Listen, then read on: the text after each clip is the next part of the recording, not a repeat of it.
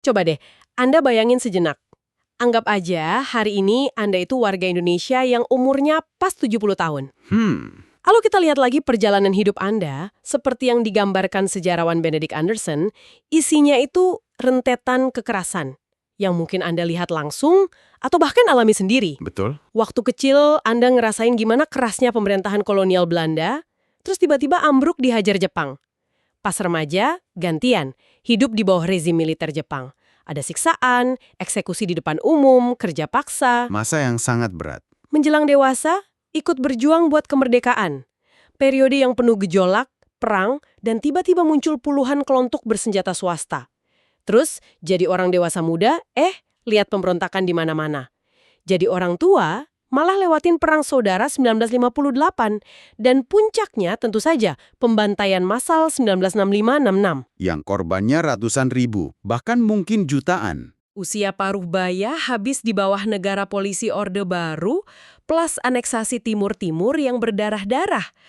Sampai usia senja pun masih ada Aceh, Papua, kerusuhan Mei 98, perang agama di Maluku. Gila sih. Daftarnya panjang sekali. Rentetan ini kan bikin kita jadi bertanya-tanya ya. Kenapa kekerasan ini kayak jadi benang merah yang nggak putus-putus di sejarah modern kita? Dan apa gitu loh hubungannya ini sama konsep negara itu sendiri? Pertanyaan itu langsung kena ke jantung pemikiran seorang sosiolog legendaris, Max Weber. Menurut dia, salah satu ciri utama negara modern itu adalah klaimnya atas monopoli penggunaan kekerasan yang sah di dalam wilayahnya. Oke, monopoli penggunaan kekerasan yang sah. Itu kan istilahnya agak berat ya. Betul. Kalau buat kita-kita nih, gimana cara gampangnya buat ngerti itu? Gampangnya begini, di negara yang berfungsi normal, kalau ada maling ketangkap, yang berat menghukum itu cuma negara. Lewat polisi, lewat pengadilan. Bukan massa yang boleh gebukin di tempat.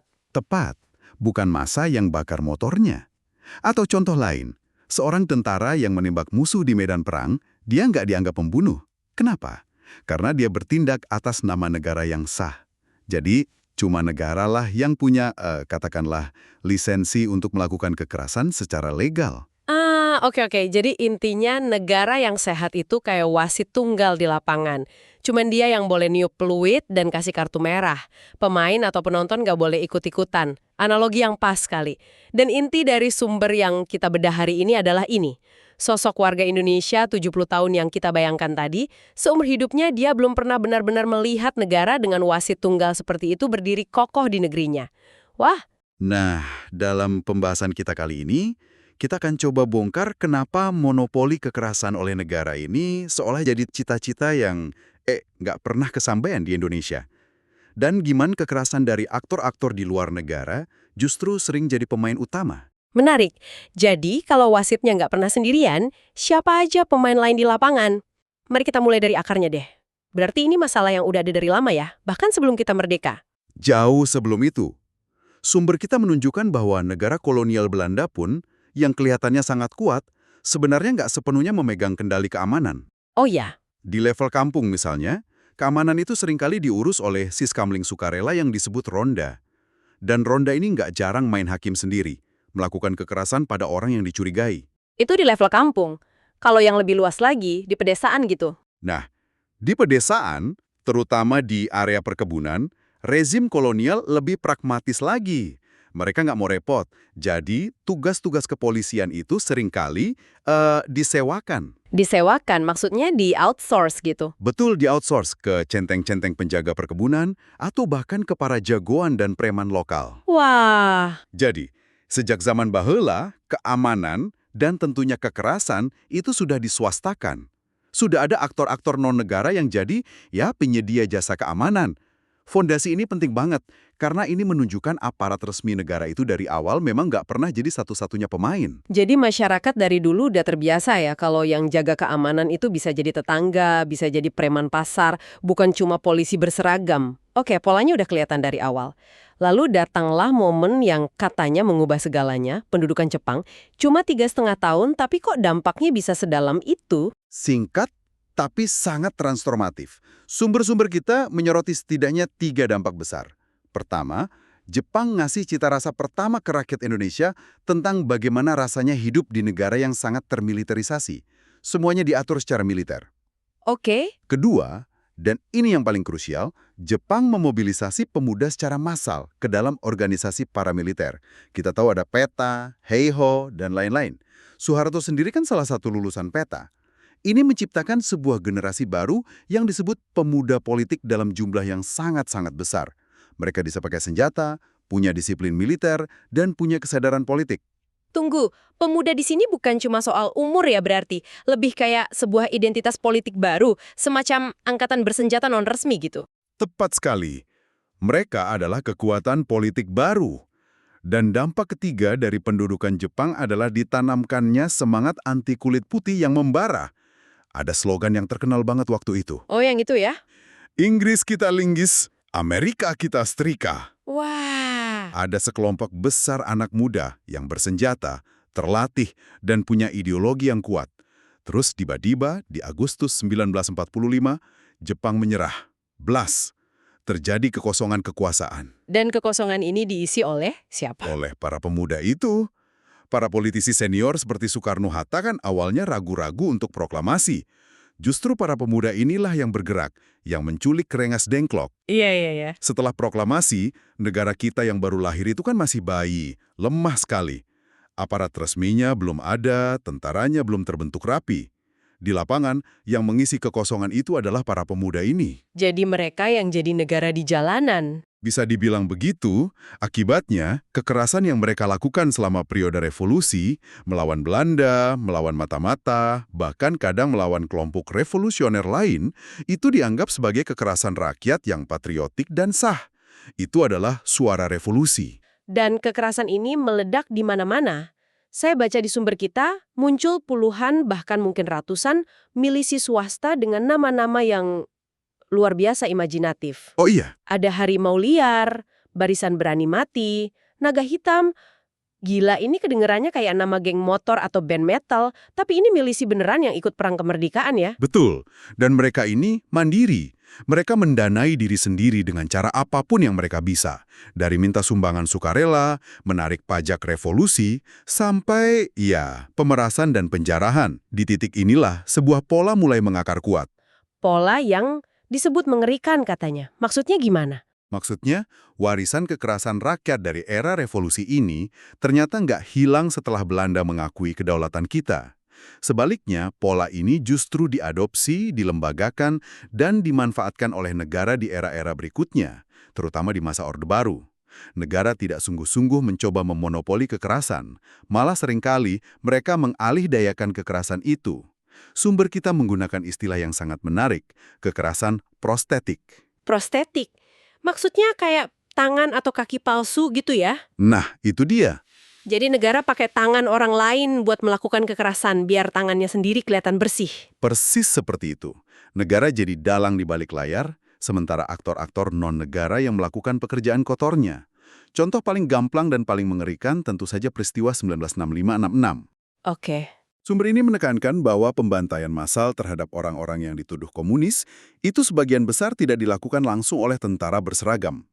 Pelaku utamanya di lapangan adalah kelompok-kelompok pemuda swasta. Yang berafiliasi dengan partai politik lain atau organisasi keagamaan. Betul. Dan yang bikin merinding, justifikasinya saat itu bukan cuma ini perintah dari Soeharto ya kan? Tapi narasi yang lebih kuat di lapangan adalah bahwa ini merupakan hak rakyat untuk menyelamatkan bangsa. Ini kan gema langsung dari semangat pemuda revolusi 45 tadi. Tepat sekali. Gema yang dipelintir untuk tujuan yang berbeda. Dan kalau kita mau lihat studi kasus yang paling relevan dari pola ini, kita harus bicara tentang pemuda Pancasila. Nah, ini dia. Organisasi ini sering disebut sebagai preman resmi. Mereka jadi alat yang sangat efektif bagi rezim Soeharto. Sumber kita merinci pekerjaan kotor mereka. Mulai dari mengatur kerusuhan yang seolah-olah spontan, mengintimidasi lawan politik, mengerahkan massa bayaran, sampai ke pemerasan dan bahkan pembunuhan. Tapi ini aneh loh. Orde Baru kan militernya kuat banget, ABRI itu ditakuti semua orang. Kenapa mereka masih butuh pelihara preman seperti pemuda Pancasila? Apa untungnya buat Soeharto? Apa militernya sendiri nggak cukup? Itu pertanyaan yang sangat penting. Dan jawabannya, menurut analisis Lauren Reiter, sangat berkaitan dengan legitimasi. Legitimasi. Iya. Soeharto sendiri kan naik ke tampuk kekuasaan lewat sebuah proses kekerasan massal 6566 yang melibatkan partisipasi sipil. Itu semacam parodi mengerikan dari ledakan semangat kerakyatan 45. Dengan terus menggunakan kelompok seperti Pemuda Pancasila, rezim Soeharto secara simbolis berusaha menyambungkan dirinya dengan tradisi aktivisme pemuda nasionalis. Oh, jadi semacam teater politik ya? Untuk menciptakan ilusi dukungan rakyat. Betul sekali. Ini memberikan lapisan legitimasi kerakyatan pada kekerasan yang sebenarnya disponsori oleh negara. Jadi, seolah-olah dukungan untuk rezim itu datang dari bawah, dari rakyat, padahal semuanya diatur dari atas. Dan pola kekerasan prostetik ini terus dipakai di tempat lain kan? Terus berulang. Kita lihat di Timur-Timur. Kekerasan paling brutal di sana, terutama sesudah referendum 1999, pelakunya adalah milisi-milisi pro-Indonesia yang didanai, dilatih, dan dipersenjatai oleh militer Indonesia. Parodi hitam dari milisi revolusi katanya. Deskripsi yang sangat suram, tapi akurat.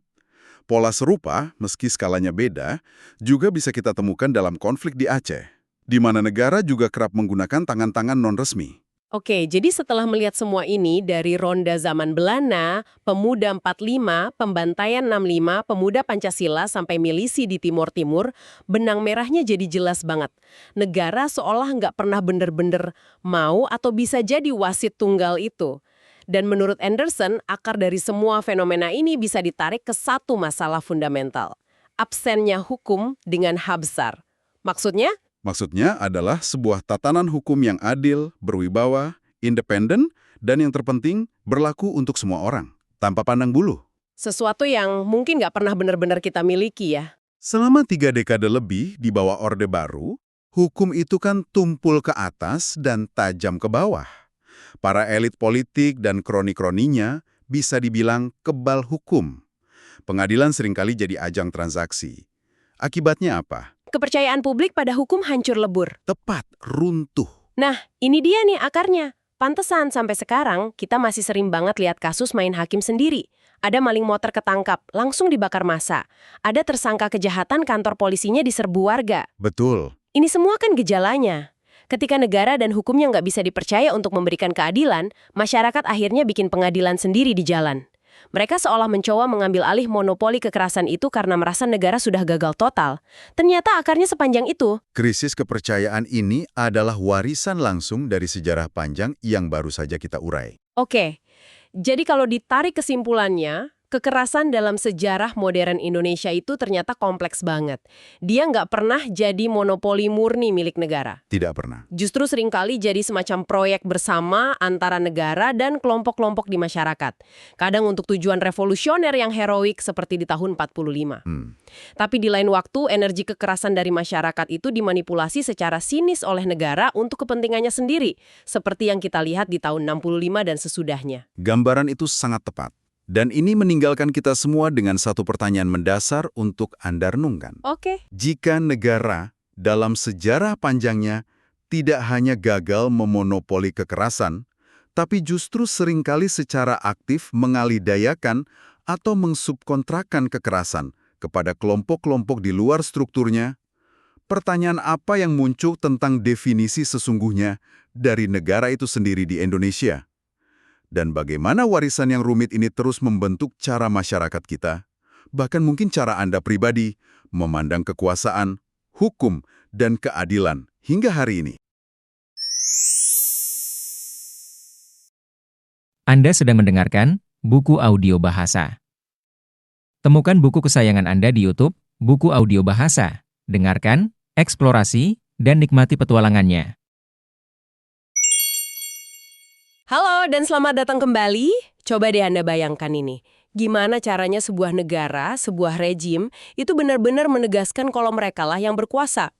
Hari ini kita akan coba bedah salah satu jawaban paling ekstrim untuk pertanyaan itu dari rejim Orde Baru Soeharto di awal 80-an.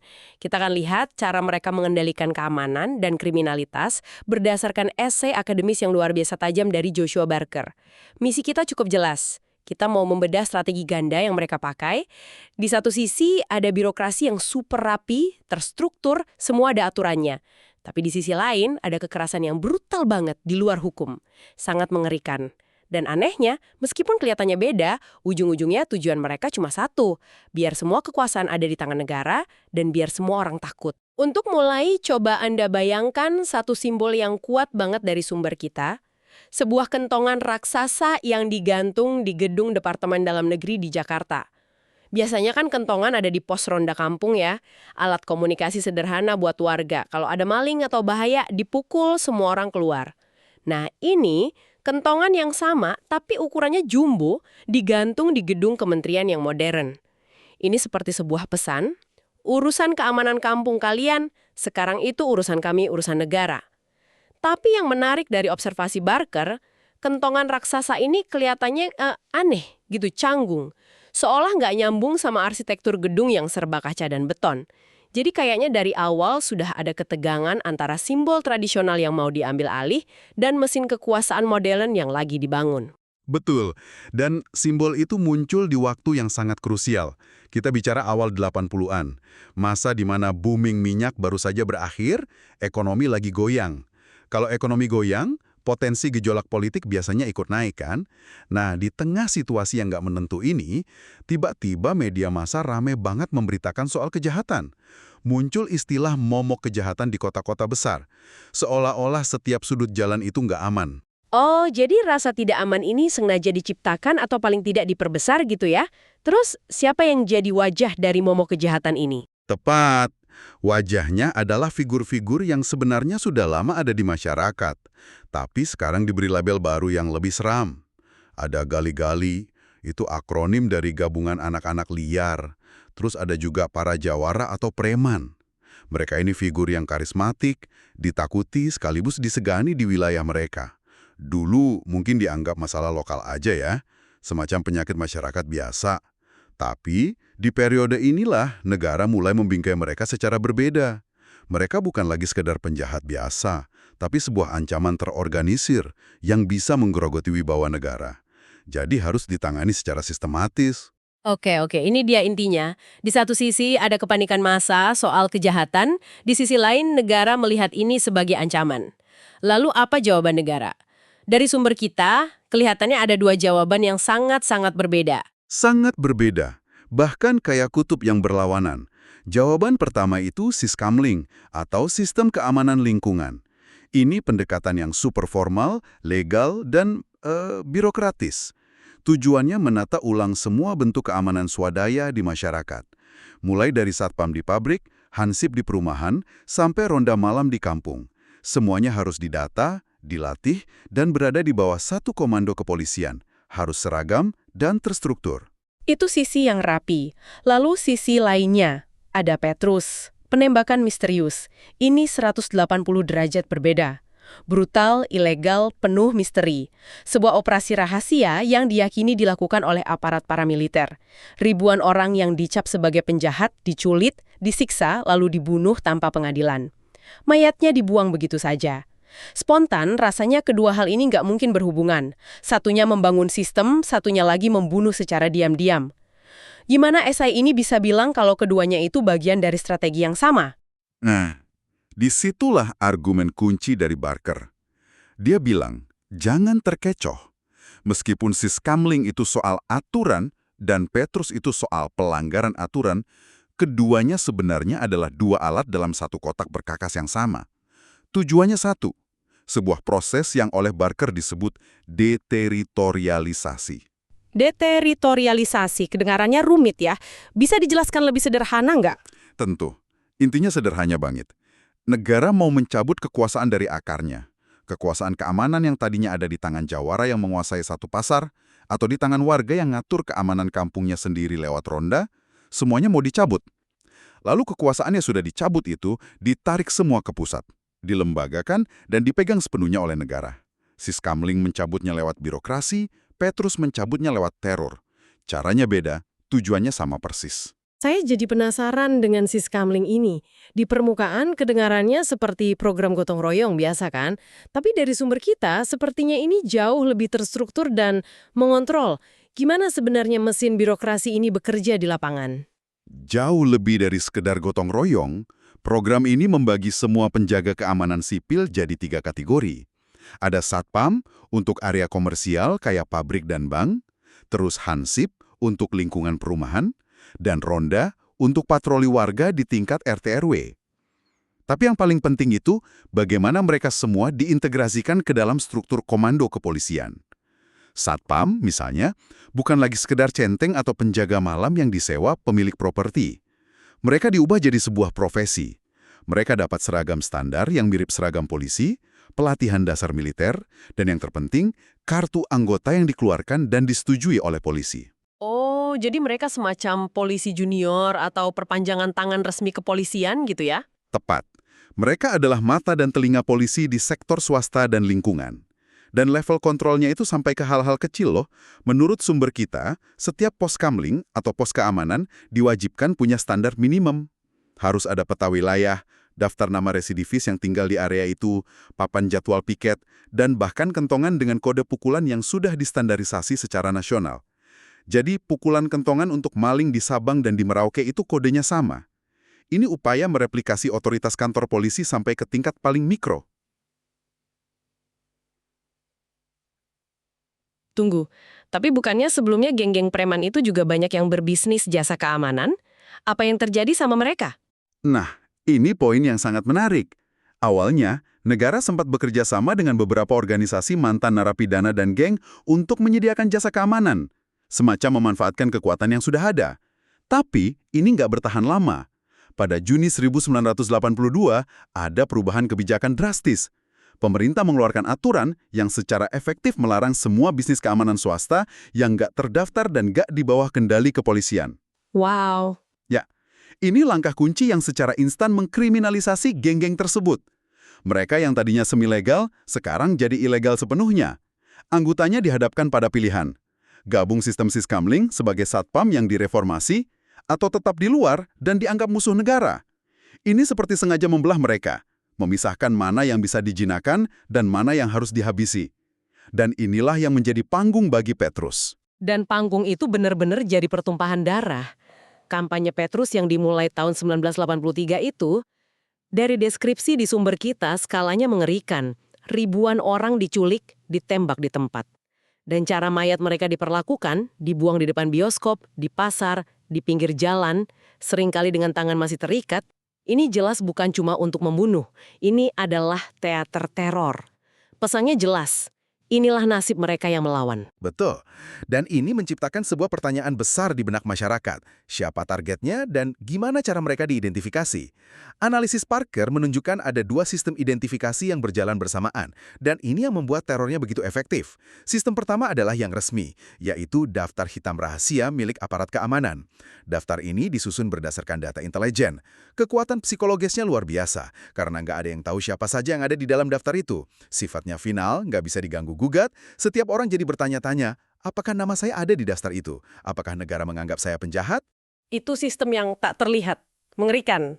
Lalu apa sistem yang kedua? Sistem kedua adalah yang terlihat yang hidup di tengah masyarakat, yaitu tato.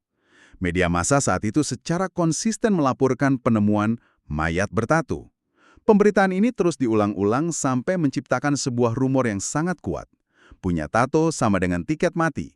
Anda bisa jadi target hanya karena tato di tubuh Anda. Tunggu sebentar, ini gila sekali. Jadi ada dua sistem yang jalan bareng. Satu, sistem resmi yang tak terlihat dari negara, dan satu lagi sistem rumor yang sangat terlihat di masyarakat. Saya bayangkan rumor tato itu menyebar jauh lebih cepat dan liar kan? Tepat sekali. Daftar hitam itu menakutkan, tapi abstrak. Sementara tato itu konkret, menempel di kulit. Rumor tato menyebar seperti api karena ia sederhana dan visual. Akibatnya, ketakutan jadi sangat personal dan merata. Anda mungkin bukan penjahat, tapi kalau Anda punya tato, Anda merasa terancam. Dampaknya sangat nyata. Sumber kita mencatat bagaimana orang-orang panik dan berbondong-bondong berusaha menghilangkan tato mereka. Ada yang mampu bayar operasi plastik, tapi banyak yang enggak. Mereka pakai cara-cara mengerikan, mengiris kulit dengan silet, atau bahkan menempelkan setrika panas untuk membakar tato itu. Astaga, bekas lukanya pasti mengerikan. Jadi luka bakar atau bekas sayatan itu jadi semacam penanda abadi dari teror Petrus yang dibawa seumur hidup di tubuh mereka. Benar. Luka itu sendiri menjadi sebuah tato baru yang menandakan kepatuhan pada kekuatan negara. Ini membawa kita ke makna tato itu sendiri. Menurut analisis Barker, bagi para pemakainya di masa itu, tato bukan sekedar hiasan. Ia adalah simbol identitas yang kompleks. Bisa jadi pengusir rasa sepi, penanda solidaritas kelompok, simbol pemberontakan terhadap keluarga atau masyarakat. Dan yang nggak kalah penting, seringkali tato dihubungkan dengan ilmu atau kekuatan magis, semacam jimat kekebalan. Dan Petrus secara efektif merebut semua makna itu dan menimpanya dengan makna baru. Tepat, negara seolah-olah menstempel ulang tato. Dari yang tadinya simbol kekuatan, keberanian atau identitas pribadi, diubah total menjadi cap kriminalitas dari negara. Sebuah stempel yang berarti kematian. Identitas yang mereka bangun sendiri di kulit mereka direbut dan dihancurkan oleh negara. Di bagian ini ada satu cerita dari catatan lapangan yang benar-benar bikin saya merinding. Tentang seorang preman di Bandung yang konon katanya kebal. Ini terdengar seperti mitos ya, tapi cara negara menanganinya menurut sumber kita justru menunjukkan betapa seriusnya mereka menangani kekuatan semacam ini. Ya, itu adalah contoh paling ekstrim dari apa yang kita diskusikan. Ini membawa kita ke konsep paling inti dari analisis Barker. Negara tidak hanya membasmi para penjahat, negara juga meniru atau menyerupai mereka. Kekejaman sadis yang digambarkan dalam Operasi Petrus adalah cerminan dari kekejaman yang dituduhkan kepada para gali dan preman itu sendiri. Negara seolah berkata, kalian pikir kalian brutal, kami bisa lebih brutal. Coba ceritakan soal preman kebal dari Bandung itu, bagaimana ceritanya? Menurut catatan lapangan dalam esai itu, ada seorang preman terkenal yang diyakini punya ilmu kebal. Ketika tim eksekutor datang, mereka menembaknya, tapi dia nggak mati. Peluru nggak tembus. Nah, di sini ceritanya jadi sangat menarik. Alih-alih pakai senjata yang lebih besar, para eksekutor ini justru beralih ke metode magis. Mereka akhirnya membunuh preman itu dengan cara menggantungnya pakai tali jemuran plastik, dengan keyakinan bahwa tubuhnya nggak boleh menyentuh tanah agar ilmunya luntur. Itu gila sih. Jadi negara tidak hanya membunuhnya, tapi harus menang dalam permainannya sendiri di level magis. Ini bukan lagi soal hukum dan kriminalitas. Ini soal siapa yang saktinya paling tinggi. Persis. Dengan melakukan itu, negara tidak hanya membuktikan mereka bisa membunuh siapa saja. Mereka juga mengklaim punya kekuatan yang lebih unggul, bahkan di ranah supranatural yang tadinya dikuasai para jawara. Rasa kagum dan takut yang tadinya mungkin ditujukan pada sosok preman sakti, sekarang semuanya beralih ke negara. Negara menunjukkan bahwa ilmunya lebih tinggi. Ada juga dimensi lain. Dengan membuang mayat di tempat umum, negara seolah meniru praktek main hakim sendiri oleh massa. Seolah-olah mereka bertindak atas nama keinginan rakyat, tapi dengan efisiensi dan kekuatan yang tak tertandingi. Dan kekuasaan yang direbut ini, apakah kemudian menjadi sesuatu yang diperebutkan juga di internal aparat itu sendiri? Tentu saja. Kekuatan ini jadi semacam mata uang atau modal sosial di dalam aparat. Sumber kita menceritakan kisah seorang perwira intelijen militer bernama Johnny. Untuk membunuh targetnya yang juga terkenal kebal, Johnny mengaku harus mengucapkan doa khusus untuk mengisi pelurunya sebelum ditembakkan. Ini menunjukkan bagaimana individu di dalam aparat negara secara personal mengadopsi dan mengklaim kekuatan mistis ini untuk diri mereka sendiri. Reputasi, keberanian, dan jenjang karir mereka bisa jadi dibangun di atas tindakan-tindakan kekerasan simbolis semacam ini. Jadi, setelah lapangan dibersihkan oleh Petrus, apa yang terjadi dengan program Siskamling yang lebih bersih itu? Nah, setelah Petrus berhasil melenyapkan atau mengintimidasi geng-geng dan preman, program Siskamling bisa berjalan mulus dan berkembang pesat. Perusahaan, pabrik, lingkungan perumahan gak lagi punya pilihan untuk menyewa jasa keamanan dari preman. Mereka harus dan mau beralih ke satpam yang resmi dan didukung negara. Menurut data, jumlah satpam di seluruh Indonesia akhirnya tumbuh hingga melebihi jumlah anggota kepolisian. Jangkauan mata dan tangan negara jadi benar-benar sampai ke setiap sudut kehidupan. Inilah puncak dari deteritorialisasi yang tadi kita bahas. Kekuasaan yang tadinya melekat di tubuh lewat tato atau di satu wilayah yang dikuasai geng berhasil dicabut seluruhnya. Benar. Kekuasaan itu telah dipindahkan dari yang sifatnya personal dan teritorial menjadi institusional. Kekuatan tidak lagi diukur dari tato di kulit, tapi dari seragam satpam yang dikenakan, kartu identitas yang dipegang, dan struktur komando polisi yang ada di belakangnya. Lalu, apakah simbol-simbol kekuasaan itu hilang begitu saja? Dari akhir esai ini, Sepertinya tidak. Simbolnya hanya berubah bentuk.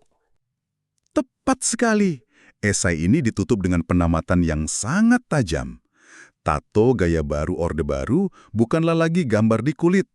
Simbol kekuasaan dan kekebalan yang baru adalah stiker unit pasukan khusus di kaca belakang mobil, kartu nama seorang pejabat penting yang diselipkan di dompet, atau keanggotaan dalam sebuah klub menembak eksklusif yang dibina oleh seorang jenderal. Inilah simbol-simbol baru yang menandakan Anda terlindungi, yang memberikan semacam kekebalan hukum informal, dan sumber kekuatannya jelas dan tak terbantahkan. Negara. Oke, mari kita tarik benang merahnya. Kita sudah melihat bagaimana sebuah rejim secara sistematis dan ya, brutal menggunakan dua cara yang tampaknya berlawanan. Birokrasi yang mendetail dan teror tanpa batas untuk mencapai satu tujuan, yaitu membongkar semua sumber kekuasaan lokal dan memusatkannya secara absolut di tangan negara. Dari kentongan raksasa, standarisasi pos-kampling, hingga bekas luka setrika panas di kulit orang, semuanya ternyata bagian dari satu narasi besar tentang perebutan kontrol. Dan kami ingin meninggalkan Anda dengan satu pertanyaan untuk direnungkan. Esai ini menunjukkan bagaimana negara bisa merebut kekuasaan dengan cara meniru dan bahkan melampaui kekerasan lawannya. Tapi, pertanyaannya adalah, ketika negara mulai mengadopsi metode, kekejaman, dan bahkan kepercayaan mistis dari penjahat yang diburunya, di manakah sebenarnya batas antara penegak hukum dan pelanggar hukum itu sendiri? Apakah siklus kekerasan semacam ini benar-benar bisa diakhiri? Atau ia hanya akan terus berlanjut di masa depan? Mungkin dengan aktor dan simbol-simbol yang berbeda. Anda sedang mendengarkan buku audio bahasa. Temukan buku kesayangan Anda di YouTube, buku audio bahasa. Dengarkan, eksplorasi, dan nikmati petualangannya. Coba kita mulai dengan sebuah skenario. Bayangkan Anda ini sebuah institusi yang sangat berkuasa. Oke. Dan seluruh legitimasi Anda itu bergantung pada adanya musuh. Terus tiba-tiba musuh utama Anda ini hilang. Apa yang Anda lakukan? Mundur begitu saja atau... Atau Anda justru menciptakan musuh yang baru? Tepat. Pertanyaan itu ada di jantung pembahasan kita hari ini. Kita akan bedah tuntas sejumlah materi menarik yang Anda berikan. Materinya ini menganalisis cara militer Indonesia di era akhir Orde Baru, dulu kita kenal sebagai ABRI, mengadaptasi ideologinya. Saat berhadapan dengan tekanan demokrasi dan perubahan global yang, wah, dahsyat banget ya waktu itu. Betul sekali. Benar. Misi kita adalah membongkar mesin ideologis ini. Kita akan lihat bagaimana sebuah konsep yang kedengarannya positif, kayak globalisasi, Malah dipelintir. dipelintir jadi ancaman nasional, semua demi mempertahankan kekuasaan. Mari kita selami bersama. Oke, untuk paham gimana ABRI bereaksi di era 90-an, kita harus mundur sedikit ya, ke fondasi kekuasaan Orde Baru. Betul. Mereka kan berkuasa dengan narasi sebagai penyelamat bangsa dari kekacauan. Dengan janji utamanya apa? Pembangunan ekonomi. Tepat. Ideologi ini sering disebut developmentalism. Pesannya sederhana, Apa itu? kalau mau ekonomi maju, negara harus stabil. Dan untuk menjamin stabilitas, ya militer harus pegang kendali. Apalagi argumen ini diperkuat dengan kebutuhan untuk menarik investasi asing. Katanya, investor nggak akan datang kalau negara terus bergejolak. Dari situlah muncul konsep dui fungsi yang terkenal itu kan? Nah, itu dia. Tapi, apa artinya dui fungsi ini secara praktis di lapangan? Apakah itu berarti kita bisa lihat jenderal aktif jadi gubernur atau bupati? Tepat sekali. Itulah manifestasi nyatanya. Batas antara ruang sipil dan militer jadi kabur banget. Logikanya, karena pembangunan butuh stabilitas, maka orang yang paling paham soal stabilitas, yaitu militer, harus ada di semua lini strategis. Masuk akal dari sudut pandang mereka. Tapi, disinilah muncul sebuah paradoks yang sangat menarik. Paradoks apa? Gini, untuk terus-menerus membenarkan perannya sebagai penjaga stabilitas, ABRI secara ironis harus terus-menerus meyakinkan semua orang, Bahwa negara ini tidak stabil. persis, bahwa negara ini selalu berada di ambang ketidakstabilan. Harus selalu ada ancaman laten yang ngumpet di balik layar. Jadi mesin ideologis ini harus terus jalan ya untuk memproduksi pembenaran bagi kekuasaan mereka. Benar. Oke, jadi mereka butuh hantu yang harus terus-menerus dilawan. Nah, gimana cara mereka menciptakan dan menyebarkan citra ancaman ini secara sistematis? Nah, ini dia alat utamanya. Sebuah program indoktrinasi yang sangat masif dimulai akhir 70-an. Namanya Tarpatnas. Tarpatnas, Penataran Kewaspadaan Nasional. Betul. Ini proyek gabungan antara Lemhanas dan Kopkamtib, komando keamanan yang sangat berkuasa waktu itu. Ini semacam program cuci otak buat para perwira, gitu. Awalnya memang untuk internal militer, untuk menstandarisasi cara pandang mereka terhadap ancaman. Tapi cakupannya cepat banget meluas. Meluas ke siapa aja? Birokrat, wartawan, dewan pemuda, bahkan kadin pun wajib ikut. Isinya itu kurikulum tentang semua potensi ancaman. Ancaman apa saja yang dibahas? Ada yang disebut kiri baru, yaitu mahasiswa dan intelektual kritis, lalu kanan ekstrim untuk kelompok Islamis. Dan tentu saja, musuh bebuyutan mereka. Tentu, ancaman pamungkasnya adalah bahaya laten komunisme atau Balatkom. Balatkom. Yang bikin doktrin ini sangat ampuh adalah penggunaan konsep organisasi tanpa bentuk, OTB. Tunggu. Organisasi tanpa bentuk. Ini kedengarannya sengaja dibuat ambigu banget ya. Sangat ambigu. Jadi maksudnya mereka nggak perlu menunjuk hidung, ini loh partai komunisnya gitu. Nggak perlu. Cukup dengan menuduh ada hantu komunis yang menyusupi gerakan buruh atau protes petani, itu udah cukup. Persis, itulah kekuatan dari konsep OTB. Musuhnya nggak perlu punya KTP atau kantor. Bisa di mana-mana dan sekaligus nggak di mana-mana. Benar. Ini memberi aparat pembenaran yang hampir tak terbatas untuk menindak siapapun yang dianggap kritis. Bahkan, proyek pembangunan itu sendiri dianggap rentan disusupi. Gila, mesin ideologi ini kedengerannya kokoh banget ya. Tapi kan ini semua konteksnya perang dingin. Apa yang terjadi waktu tembok Berlin runtuh di tahun 98? Mesin ini langsung kehabisan bensin gitu. Itu pertanyaan krusial. Secara logika, harusnya begitu kan? Harusnya ya. Para aktivis pro-demokrasi di Indonesia pun melihat ini sebagai momentum emas. Mereka pakai wacana globalisasi, keterbukaan, berakhirnya perang dingin untuk berargumen. Ancaman komunis sudah nggak relevan lagi. Jadi peran politik militer harusnya selesai. Tepat. Harus segera diakhiri. Kedengarannya logis sekali. Sangat logis. Tapi, disinilah kita melihat kecerdikan atau mungkin kelicikan, tergantung sudut pandang Anda, dari para ahli strategi ABRI. Oh ya, Mereka nggak melawan arus globalisasi, mereka justru membelokkannya. maksudnya dibelokkan gimana? Mereka nggak menolak globalisasi. Sama sekali nggak. Mereka justru menyerapnya. Mereka bilang, Anda benar, globalisasi itu nyata. Tapi bagi kami, itu bukan pintu menuju keterbukaan, melainkan sebuah kuda Troya. Wow. Kuda Troya yang membawa masuk nilai-nilai asing yang berbahaya dan nggak sesuai dengan Pancasila. Itu pembalikan argumen yang luar biasa. Jadi isu kayak hak asasi manusia, demokrasi liberal, kebebasan pers, Semua itu nggak lagi dilihat sebagai aspirasi rakyat. tapi sebagai produk impor berbahaya dari Barat. Tepat, dokumen strategis militer dari tahun 1988, bahkan sebelum tembok Berlin runtuh, sudah ngasih peringatan soal ini.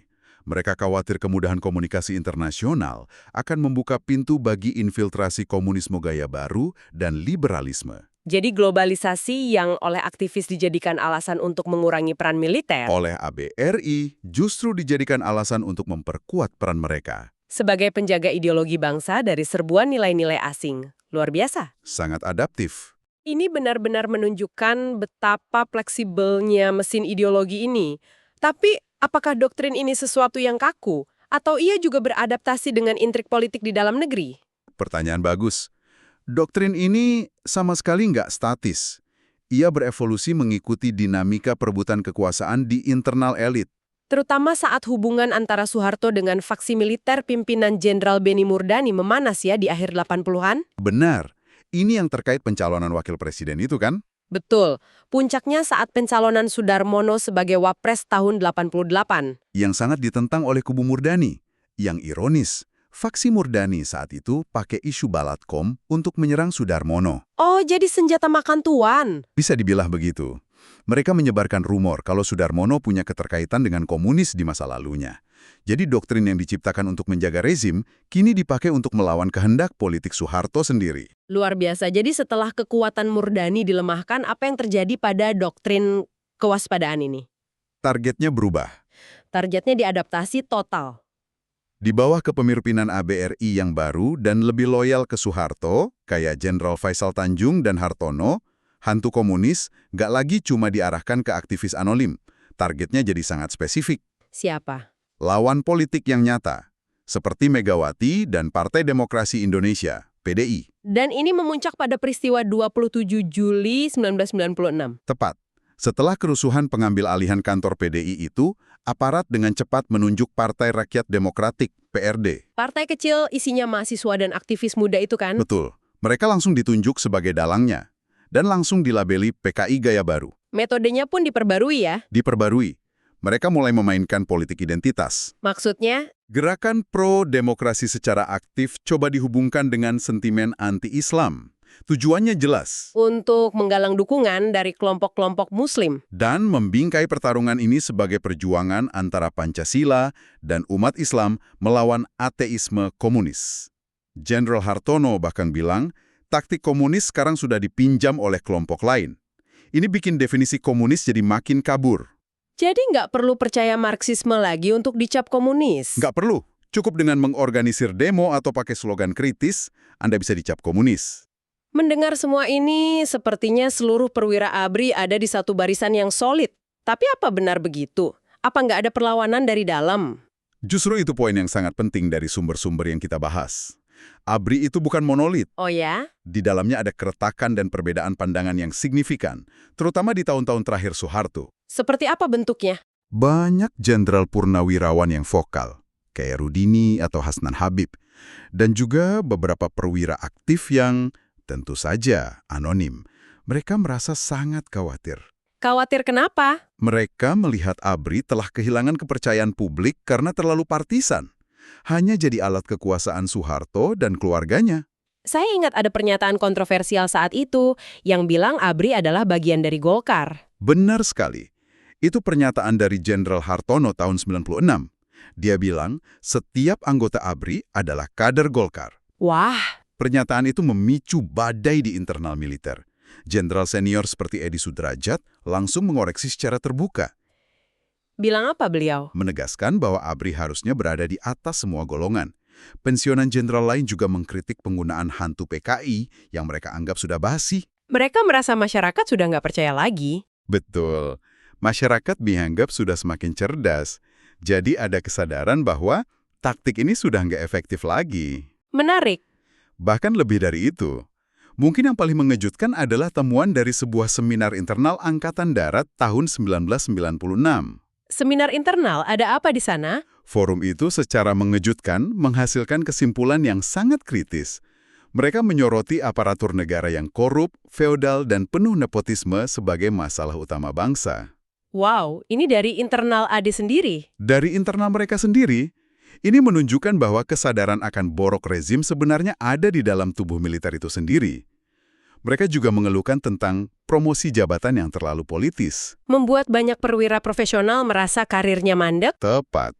Oke, jadi kalau kita tarik benang merahnya, materi yang kita bedah hari ini menunjukkan sebuah mesin ideologis yang luar biasa adaptif. Sangat adaptif. Bisa mengubah tantangan apapun, runtuhnya komunisme, globalisasi, tuntutan demokrasi, jadi amunisi baru untuk mempertahankan kekuasaan. Betul. Musuhnya bisa ganti-ganti. Dari hantu komunis, aktivis mahasiswa, sampai nilai-nilai liberal. Tapi logika dasarnya nggak pernah berubah. Apa itu? Negara selalu berada dalam bahaya dan hanya militer yang bisa menjadi penyelamatnya. Peran sebagai penjaga ini terus diproduksi ulang. Dengan cara mendefinisikan ulang siapa dan apa yang harus dijaga. Sebuah mesin yang terus berjalan dengan bahan bakar berupa ancaman ya? Ancaman, baik yang nyata maupun yang diciptakan. Tepat. Oke. Dan pembahasan ini meninggalkan satu pemikiran terakhir untuk Anda renungkan. Silakan. Di mata sebagian besar masyarakat, justru adalah institusi itu sendiri. Sebuah pertanyaan yang dalam. Dan sejauh mana pola pikir selalu waspada terhadap ancaman asing ini, mungkin dalam bentuk yang baru, masih bertahan dan memengaruhi lanskap politik Indonesia hingga hari ini. Anda sedang mendengarkan buku audio bahasa. Temukan buku kesayangan Anda di YouTube, buku audio bahasa. Dengarkan, eksplorasi, dan nikmati petualangannya. Oke, selamat datang kembali. Hari ini kita mau bahas sesuatu yang penting banget dalam sejarah kita. Mei 98. Betul. Kita semua kayaknya tahu ya cerita di permukaannya. Mahasiswa demo, Krismon, terus Soeharto lengser. Udah gitu kan? Seolah-olah sesimpel itu. Nah, tapi sumber-sumber yang Anda bagikan, terutama analisis dari James T. Siegel ini, beneran bikin kita mikir ulang. Jujur aja, ada satu detail kecil yang nggak bisa hilang dari kepala saya. Oh iya, yang mana? Cerita soal lensa kontak, soft lens. Ternyata benda sekecil itu bisa jadi kunci buat ngebongkar jurang pemisah yang luar biasa di masyarakat kita waktu itu. Ah, iya. Kisah Alia Rohali itu. Betul. Jadi, misi kita hari ini adalah membongkar kerusuhan 13-14 Mei itu, tapi bukan dari kacamata politik besar ya, tapi dari mata kelas menengah. Dan coba cari tahu, siapa sih sebenarnya massa yang katanya jadi biang kerok ini semua? Oke, mari kita bedah. Oke, kita mulai dari pahlawannya dulu deh ya, para mahasiswa. Mereka kan ikon reformasi nih, turun ke jalan, tuntut transparansi, lawan rezim. Puncaknya itu kan 12 Mei, penembakan mahasiswa Trisakti. Itu yang jadi percikan apinya. Nah, itu dia. Tapi sumber ini ngasih gambaran yang agak beda tentang siapa mereka sebenarnya. Tepat sekali, gambaran mahasiswa sebagai martir itu kuat, tapi ada lapisannya. Analisis ini menyoroti kalau aktivis 98 ini beda banget sama, katakanlah, aktivis 66. Bedanya di mana? Mereka ini mayoritas datang dari keluarga kelas menengah ke atas yang mapan. Sumber ini bahkan menyebut mereka anak mami, tapi dalam artian yang suportif ya. Maksudnya? Orang tua mereka itu dukung penuh. Bahkan ada pemandangan unik di mana ibu-ibu, para orang tua ini, ngirimin makanan ke anak-anaknya yang lagi menduduki gedung MPR DPR. Wah, jadi perjuangannya direstui keluarga ya? Bukan kayak pemberontakan anak muda pada umumnya? Terus tuntutan politik mereka gimana? Cenderung umum sih. Fokus utamanya itu reformasi dan ganti rejim. Mereka menuntut elit baru yang lebih pro-rakyat. Tapi isu-isu lain yang lebih radikal saat itu. Kayak Timor Timur atau hak buruh gitu? Nah itu, isu-isu itu nggak terlalu jadi fokus utama mereka. Perjuangannya sangat terpusat pada pergantian kekuasaan di puncak aja. Dan disinilah cerita yang tadi saya singgung masuk. Kisah Alia Rohali. Waktu itu dia mahasiswi Trisakti, sekaligus udah jadi artis kan? Betul, sehari setelah teman-temannya ditembak mati, dia ada di kampus. Di luar gerbang, massa udah ngumpul. Teriakin mahasiswa buat keluar, gabung sama mereka di jalan. Tapi mahasiswanya nolak. Kenapa mereka nolak? Nah, alasannya ini yang penting banget. Alia bilang, di jalanan sulit untuk membedakan kawan dari lawan dan juga sulit mengantisipasi penyusup dengan tujuan berbeda. Jadi ada rasa takut dan nggak percaya sama orang-orang di luar gerbang itu. Tepat. Tapi bagian yang paling mencengangkan itu justru setelahnya. Waktu aparat nembakin gas air mata buat bubarin massa di luar, Alia malah panik karena gasnya itu ngarah ke kampus. Tunggu. Ini aneh banget. Jadi dia panik bukan karena aparat yang baru aja nembak mati temen-temennya. Bukan. Tapi karena gas air mata yang bahkan nggak ditujukan untuknya. Persis. Dan disinilah detail soft lens itu muncul. Sambil agak senyum, Alia bilang, untungnya saya memakai soft lens, jadi matanya nggak perih. Wow. Momen ini menurut analisis Siegel adalah metafora yang luar biasa kuat. Soft lens, sebuah alat kosmetik, jadi tamengnya dari senjata yang ditujukan untuk massa. Jadi secara nggak sadar itu nunjukin ada garis pemisah kelas yang tebel banget ya? Betul. Dia merasa, sebagai bagian dari kelas menengah, dia itu harusnya dilindungi aparat. Ancaman yang beneran, menurut dia, bukan dari negara, tapi dari massa yang nggak dikenal di luar gerbang kampusnya itu. Gila, detail sekecil soft lens itu beneran membuka semuanya. Aman dari negara, tapi takut sama rakyat jelata. Ini langsung nyambung ke pertanyaan berikutnya kan? Siapa sebenarnya massa ini? Betul, siapa sebenarnya massa yang mereka takuti ini? Apa mereka beneran monster tanpa wajah, kayak yang dibayangin? Nah, disinilah menariknya. Sumber ini ngasih dua narasi yang bertentangan banget soal para penjara di tanggal 13 dan 14 Mei itu. Oke, apa aja narasinya? Narasi pertama, ini yang paling populer, adalah kerusuhan ini direkayasa dari atas. Banyak banget saksi mata yang mendukung ini. Saksi matanya lihat apa? Mereka lihat orang-orang berbadan tegap, rambut cepak, ada yang pakai sepatu bot tentara, datang pakai truk. Mereka yang mulai, bawa linggis buat bobol toko. Terus, ini yang aneh, mereka malah nyuruh warga sekitar. Nyuruh gimana? Ayo ambil saja gitu. Setelah dijarah, baru gedungnya dibakar. Wah, ini yang akhirnya jadi dasar teori konspirasi itu ya. Ada faksi militer yang bermain, entah buat Soeharto atau Prabowo. Tepat. Teori ini kan enak didengar ya, rapih. Kekacauan ini bukan dari kita, tapi ada dalangnya. Tapi ada narasi kedua, Yang lebih rumit kayaknya. jauh lebih rumit. Yaitu ini adalah ledakan spontan dari kaum miskin kota. Ini tergambar dari cerita seorang sekretaris bernama Rahmah. Oke, gimana cerita Rahmah Ya, ini? jadi Rahmah ini kejebak di tengah kerusuhan. Dia harus jalan kaki berjam-jam buat pulang. Dia ngelewatin para penjara, lihat mereka ngambilin barang. Tapi reaksinya itu bukan cuma takut, Tapi, ada simpati. dia bilang, orang-orang ini sudah lama sekali melihat kemewahan di TV, sekarang ekonomi seperti ini, mereka tidak punya apa-apa. Ada kesenjangan yang begitu besar. Dia ngelihatnya sebagai bentuk keputusasaan. Jadi dari sudut pandang dia, ini bukan soal jahat, tapi soal kesenjangan sosial yang akhirnya meledak. Tapi apa sesederhana itu? Justru disitulah paradoksnya. Di satu sisi, Rahma simpati. Tapi di kalimat berikutnya, dia nyebut tindakan mereka itu tidak manusiawi. Loh, Dan yang lebih aneh lagi, dia ngaku nggak takut sama penjarahnya, tapi dia malah lari ketakutan waktu tentara datang dan nembak ke udara buat bubarin mereka. oke, saya mulai ngerti. Jadi, waktu dia bersimpati, mereka disebut rakyat. Rakyat yang menderita. Betul. Tapi waktu mereka melakukan kekerasan, menjarah, jadi menakutkan, labelnya langsung ganti jadi massa. Massa yang buas dan liar. Tepat sekali. Ini bukan cuma soal apa yang mereka lakukan, tapi soal cara kelas menengah memandang mereka. Rakyat mengambil karena butuh, karena lapar. Massa menjarah karena serakah. Pemisahan ini penting banget buat kita pahami. Oke, jadi entah mereka rakyat atau massa, direkayasa atau spontan, targetnya hampir selalu sama kan? Toko-toko milik etnis Tionghoa. Hampir selalu. Dan pembenaran yang sering kedengeran di jalanan waktu itu cuma satu kata, Cina. Coba kita bedah makna kata itu, karena katanya ini lebih dalam dari sekedar etnis. Benar. Dalam konteks Mei 98 di Indonesia, kata Cina itu udah bergeser maknanya. Itu bukan lagi sekedar label etnis, tapi udah jadi sinonim dari kekayaan. Maksudnya, seseorang jadi target karena dianggap Cina, dan dianggap Cina itu artinya dianggap kaya. Persis. Dan asumsi ini berlaku bahkan kalau pada kenyataannya banyak dari mereka yang juga hidupnya pas-pasan. Ini menarik. Berarti ini semacam mekanisme psikologis ya. Buat kelas menengah non-Tionghoa, dengan melabeli orang Tionghoa sebagai yang kaya, mereka jadi bisa menyamarkan kekayaan mereka sendiri.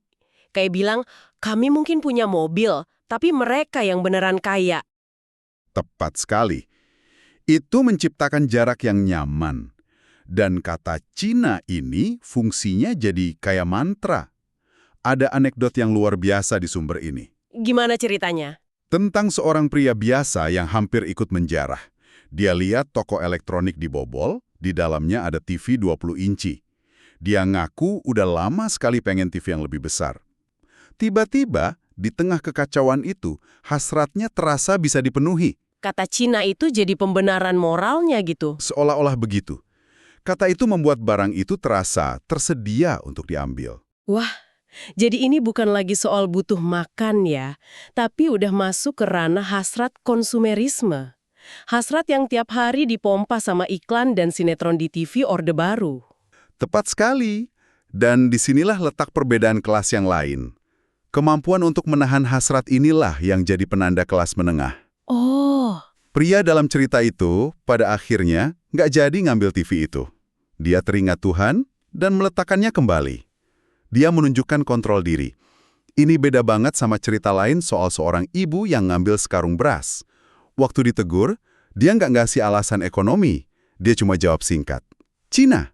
seolah kata itu udah cukup jadi pembenaran mutlak. Nggak perlu penjelasan lain, luar biasa. Betul. Penjarahan dan pembakaran itu aja udah mengerikan banget ya. Tapi beberapa minggu kemudian, Cerita yang muncul ke permukaan itu jauh lebih kelam. Sesuatu yang beneran ngubah cara bangsa ini ngelihat tragedi itu. Betul sekali. Laporan-laporan soal pemerkosaan massal yang sistematis terhadap perempuan etnis Tionghoa mulai muncul. Dan ini adalah titik balik yang absolut. Kenapa disebut titik balik? Karena kekerasan anti-Tionghoa dalam bentuk perusakan properti itu udah pernah terjadi sebelumnya di sejarah kita. Tapi pemerkosaan massal yang terorganisir, ini level kebiadaban yang baru. Dan dampaknya beda ya. Kalau penjarahan masih bisa dimaafkan, pakai narasi direkayasa atau kemiskinan, yang ini nggak bisa. Sama sekali nggak bisa. Ini memicu kemarahan, rasa malu, dan kengerian yang tulus dari seluruh lapisan masyarakat. Bukan cuma dari komunitas Tionghoa. Kenapa begitu? Kalau penjarahan bisa dianggap terkontrol oleh dalang, pemerkosaan massal ini terasa seperti lepas kendali total. Istilah yang dipakai bukan lagi kerusuhan, tapi biadab.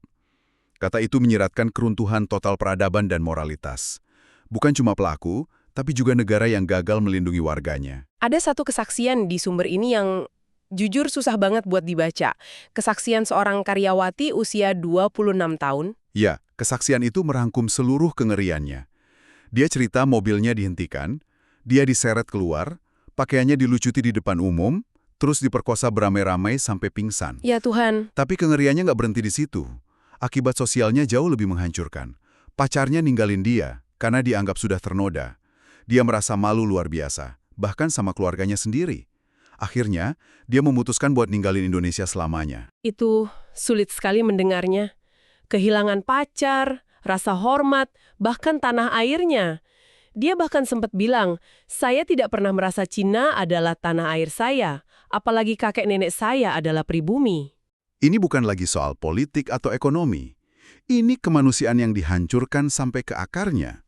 Dan kalau kita tarik ini ke gambaran besar, disinilah konsep trauma dan aib noda yang tak terhapuskan jadi kuncinya. Maksudnya?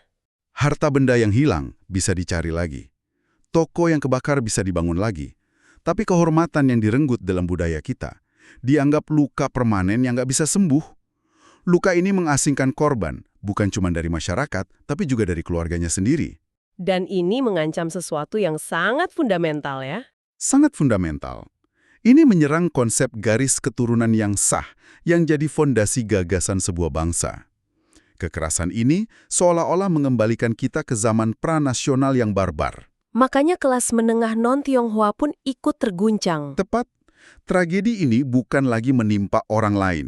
Mereka sadar posisi mereka di masyarakat juga rapuh, dan kekayaan mereka, yang harusnya jadi simbol status, bisa dalam sekejap jadi target kebencian massa yang buas. Jadi kalau kita rangkum semua ini, Mei 1998 ternyata bukan sekedar ledakan politik akibat krisis ekonomi ya. Analisis ini menunjukkan ini adalah pecahnya luka sosial yang udah dalam banget. Betul. Ada kecemasan kelas, prasangka rasial yang mendarah daging, dan hasrat konsumerisme yang dipupuk puluhan tahun tanpa ada katup pengaman moral. Semuanya meledak jadi satu. Tepat. Sumber ini ditutup dengan sebuah refleksi yang sangat tajam. Rezim Orde Baru itu sangat berhasil mendorong pembangunan ekonomi dan menciptakan budaya pasar. Semua orang didorong buat pengen punya lebih banyak barang, punya kehidupan lebih baik. Tapi, rezim yang sama gagal total membangun kerangka budaya dan moral yang sepadan untuk mengelola semua hasrat dan kecemasan yang muncul dari modernisasi itu. Mereka membangun mall, tapi lupa membangun manusianya. Bisa dibilang begitu. Dan kegagalan ini meninggalkan sebuah pertanyaan besar yang masih relevan sampai sekarang ya, buat Anda renungkan. Apa itu? Bagaimana sebuah masyarakat bisa menyeimbangkan dorongan untuk maju secara ekonomi dengan pengembangan karakter, etika, dan moralitas? Dan apa yang terjadi ketika kerangka moral itu runtuh, meninggalkan sebuah kekosongan yang kemudian diisi oleh sisi tergelap dari kemanusiaan kita? Anda sedang mendengarkan buku audio bahasa. Temukan buku kesayangan Anda di YouTube, buku audio bahasa. Dengarkan, eksplorasi, dan nikmati petualangannya. Selamat datang, coba deh bayangin situasi ini. Mei 1998, beberapa hari setelah Soeharto lengser. Di depan gedung parlemen, Anda lihat ada sekelompok orang pakai seragam loreng oranye hitam khas pemuda Pancasila. Iya. Mereka bawa spanduk yang kesannya tuh kayak lagi ngebela Soeharto. Tapi anehnya, cuma selang beberapa hari, di tempat lain di Jakarta, spanduk dari organisasi yang sama persis, Malah dukung reformasi. malah dukung reformasi. Kan bingung ya? Ini kan sebuah paradoks yang luar biasa. Di satu momen mereka seolah jadi benteng terakhir rezim lama, di momen berikutnya mereka jadi pendukung perubahan. Jadi, siapa sebenarnya mereka ini? Di satu sisi citranya kan ya tahu sendirilah, organisasi preman, tukang palak, gangster. Tapi di sisi lain, klaim mereka sendiri, mereka itu patriot pembela Pancasila. Anggotanya jutaan. Mendalam yang mengupas tuntas soal organisasi ini, dan misi kita hari ini adalah membongkar gimana sebuah organisasi bisa hidup dengan dua wajah yang begitu bertentangan, terutama di era Orde Baru. Betul. Karena yang menarik di sini tuh bukan sekedar cerita soal premanisme aja. Ini cerminan tentang gimana kekuasaan dan kekerasan itu bekerja secara, katakanlah, tidak resmi di Indonesia. Gimana negara justru memanfaatkan ambiguitas itu ya? Iya, bahkan mungkin menciptakan ambiguitas itu untuk kepentingannya sendiri. Dan cara kerja itu kan paling jelas kelihatan dari citra publik mereka yang kebelah dua itu. Di satu sisi, buat banyak aktivis pro-demokrasi, nama Pemuda Pancasila atau PP itu udah identik sama intimidasi. Sumber kita nyatet banyak banget tuduhan, mulai dari bubarin demonstrasi, nyerbu kantor LSM, sampai jadi tameng buat keluarga Soeharto. Bahkan ada kutipan yang gamblang banget dari seorang manajer bank yang pernah didatangin PP buat minta sumbangan. Dia bilang, tanpa basa-basi, mereka itu bandit, busuk, brengsek, gangster. Pokoknya semua yang jelek. Wah, itu gambaran yang kuat banget ya. Sangat kuat dan tertanam di sebagian masyarakat. Tapi di sisi lain, dan ini yang bikin rumit, mereka punya narasi tandingan yang nggak kalah kuat. Kalau Anda tanya mereka, semua tuduhan itu keliru. Mereka bakal bilang PP itu organisasi pemuda yang disiplin, militan, independen. Membela Pancasila dan UUD 1945. Terus soal citra preman itu gimana? Nah, soal preman, dalih mereka rapi banget. Mereka bilang mereka itu merangkul preman bukan untuk tujuan kriminal, tapi justru untuk membina kesadaran nasionalisme mereka. Semacam program pembinaan gitu ya? Betul, dan kalaupun ada anggota yang berbuat kriminal, itu cuma oknum. Haha, kata kuncinya keluar. Oknum, individu nakal yang nggak mewakili organisasi. Kedengarannya kayak mekanisme cuci tangan yang efektif banget ya? Sangat efektif. Konsep oknum ini jadi semacam firewall. Apapun yang terjadi di lapangan, organisasi induknya bisa selalu bilang, itu bukan kami, itu ulah segelintir orang aja. Ini mekanisme penyangkalan yang berlapis-lapis ya? Dan kita akan lihat pola ini terus berulang. Ngomong-ngomong soal preman, istilah ini sendiri kayaknya perlu kita bedah juga. Soalnya dari sumber yang kita pegang, artinya tuh ternyata nggak sesederhana penjahat jalanan. Betul sekali. Katanya dari bahasa Belanda, Freedman, yang artinya orang bebas. Betul.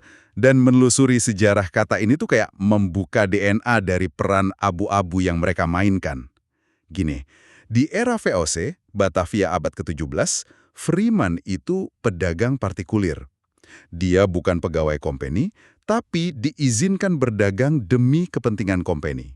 Oh, jadi posisinya unik ya? Unik, dia butuh izin, jadi nggak sepenuhnya di dalam, tapi juga nggak sepenuhnya di luar struktur kekuasaan. Semacam kontraktor swasta buat company gitu ya? Punya kebebasan tapi terikat sama kepentingan. Terus maknanya geser lagi. Geser lagi. Di era perkebunan Delhi, awal abad ke-20, Freeman itu mandor atau kuli harian non-kontrak. Posisinya abu-abu lagi kan? Iya. Terikat sama perusahaan, tapi nggak secara hukum. Nah, mereka ini yang sering jadi ujung tombak kalau ada bentrokan fisik. Jadi dari dulu emang udah ada DNA orang bebas yang posisinya abu-abu ini. Bukan aparat resmi, tapi juga bukan musuh penguasa. Persis. Dan puncaknya di awal Orde Baru, kerancuannya jadi luar biasa. Istilah preman malah sering dipakai buat nunjuk polisi atau tentara yang lagi nggak dinas dan pakai baju sipil. Baju preman. Baju preman. Batas antara aparat sama penjahat jadi kabur total. Sampai ada satu momen di tahun 1995 yang diceritain di sumber kita, ini kayaknya pas banget buat ngegambarin kerancuan itu. Yang mana tuh? Seorang perwira TNI ditusuk mati pas lagi pakai baju preman. Sampul majalah Tiras waktu itu sampai bikin judul gede, Preman dan Preman. Wow. Mana yang preman asli, mana yang aparat, udah nggak bisa dibedarin. Bener! Sampai ada cerita juga kan soal 500 preman yang setelah ikut pelatihan militer singkat, penampilannya jadi mirip tentara beneran. Iya, Iya, benar. Berbaris rapi, seragam hijau, rambut cepak, dan di tengah kerancuan inilah definisi dari Ketua PP, Yapto Surjo Sumarno, jadi relevan banget. Baginya, preman itu simpel. Orang bebas yang bisa milih melakukan yang diizinkan atau yang dilarang, selama nggak ketangkap. Selama nggak ketangkap, secara hukum dia nggak salah. Ini bukan sekedar definisi, ini filosofi operasi. Kebebasan di sini tuh bukan kebebasan ideologis, tapi kebebasan dari pertanggungjawaban hukum. Yang dimungkinkan karena kedekatan mereka dengan kekuasaan. Nah, itu dia. Kalau gitu, dari mana sih sebetulnya asal-usul organisasi yang seunik ini? Saya kira ini murni produk Orde Baru, tapi ternyata akarnya jauh lebih ke belakang ya. Sampai ke tahun 59. Betul, akarnya emang dari sana, sebagai sayap pemuda dari Partai IPKI, partainya Jenderal A.H. Nasution. Tujuannya waktu itu jelas, buat majuin agenda tentara di politik sipil. Oke. Tapi kisah berdirinya sebagai organisasi massa justru jauh lebih aneh dan jujur aja agak kocak. Nah, ini bagian yang saya tunggu-tunggu. Sumber kita nyebutin ini lahir dari kontes kecantikan Miss Indonesia tahun 1961. Gimana ceritanya? Ini kisah yang luar biasa. Jadi, penyelenggaranya Spego Goni dikritik habis-habisan sama Presiden Soekarno. Kontes kecantikan dianggap nggak sesuai sama karakter bangsa yang lagi semangat merebut Irian Barat. Oke, terus Spego Goni ini panik. Panik karena dicap nggak patriotik. Lalu, buat buktiin patriotismenya, dia mendirikan pasukan tempur pemuda Pancasila. Tunggu-tunggu. Dia nawarin diri dan pasukannya buat dikirim jadi sukarelawan ke Irian Barat. Masalahnya cuma satu. Apa tuh? Organisasinya ada di atas kertas, tapi anggotanya belum ada sama sekali. Kosong. Serius? Jadi ini murni gertak sambal. Terus gimana caranya dia yakinin pemerintah? Dengan cara yang telak jadi ciri khas mereka, menciptakan ilusi kekuatan. Spego Goni dan rekannya pergi ke pusat rehabilitasi mantan pemberontak Permesta. Oke. Di sana, mereka nyalin ribuan nama dari daftar tahanan dan masukin nama-nama itu sebagai anggota fiktif PP. Wow, itu benar-benar mentalitas fake it till you make it tapi skala nasional. Sebuah gertakan yang ternyata berhasil. Dan gertakan itu jadi kenyataan pas momen paling krusial dalam sejarah kita, peristiwa 1965-1966. Disinilah PP, terutama di Sumatera Utara, bertransformasi dari organisasi fiktif jadi mesin pembunuh yang efektif.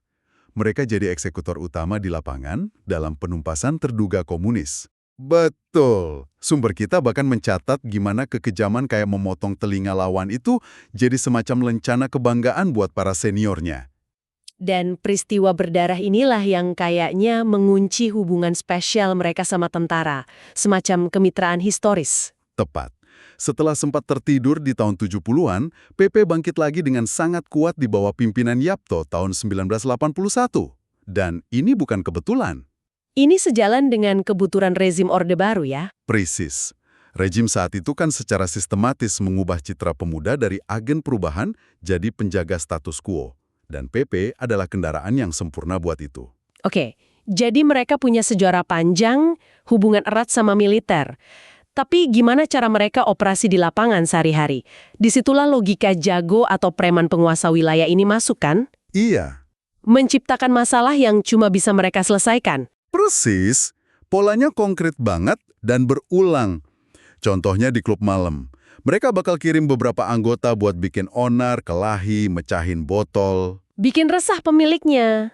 Setelah pemiliknya resah dan bisnisnya keganggu, beberapa hari kemudian perwakilan PP datang dengan sangat sopan, nawarin jasa keamanan.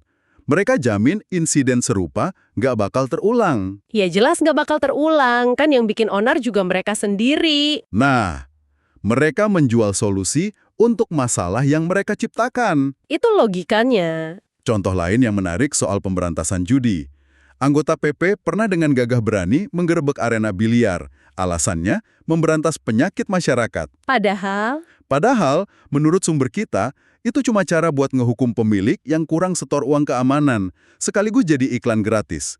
Lihat, tanpa kami, tempat Anda nggak aman. jadi pola di klub malam itu, kalau kita perbesar skalanya, sama persis sama yang diakui Yapto di level nasional. Sama persis. Yang dia bilang komandan militer daerah sering minta bantuan PP buat meredam kerusuhan. Iya.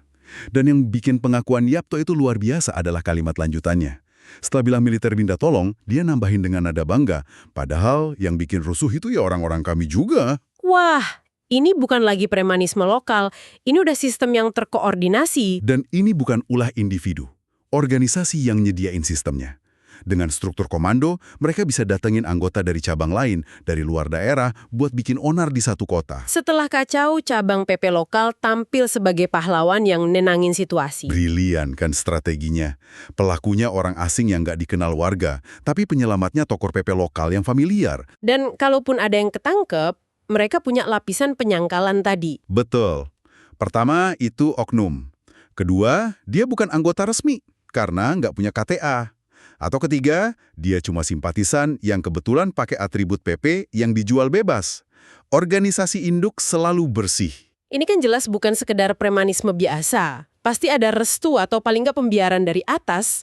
Disinilah hubungan simbiosis mutualisme dengan negara Orde Baru itu berperan. Tepat sekali. Anda nangkep intinya. Hubungan PP dengan negara di era Soeharto itu simbiosis mutualisme yang sempurna.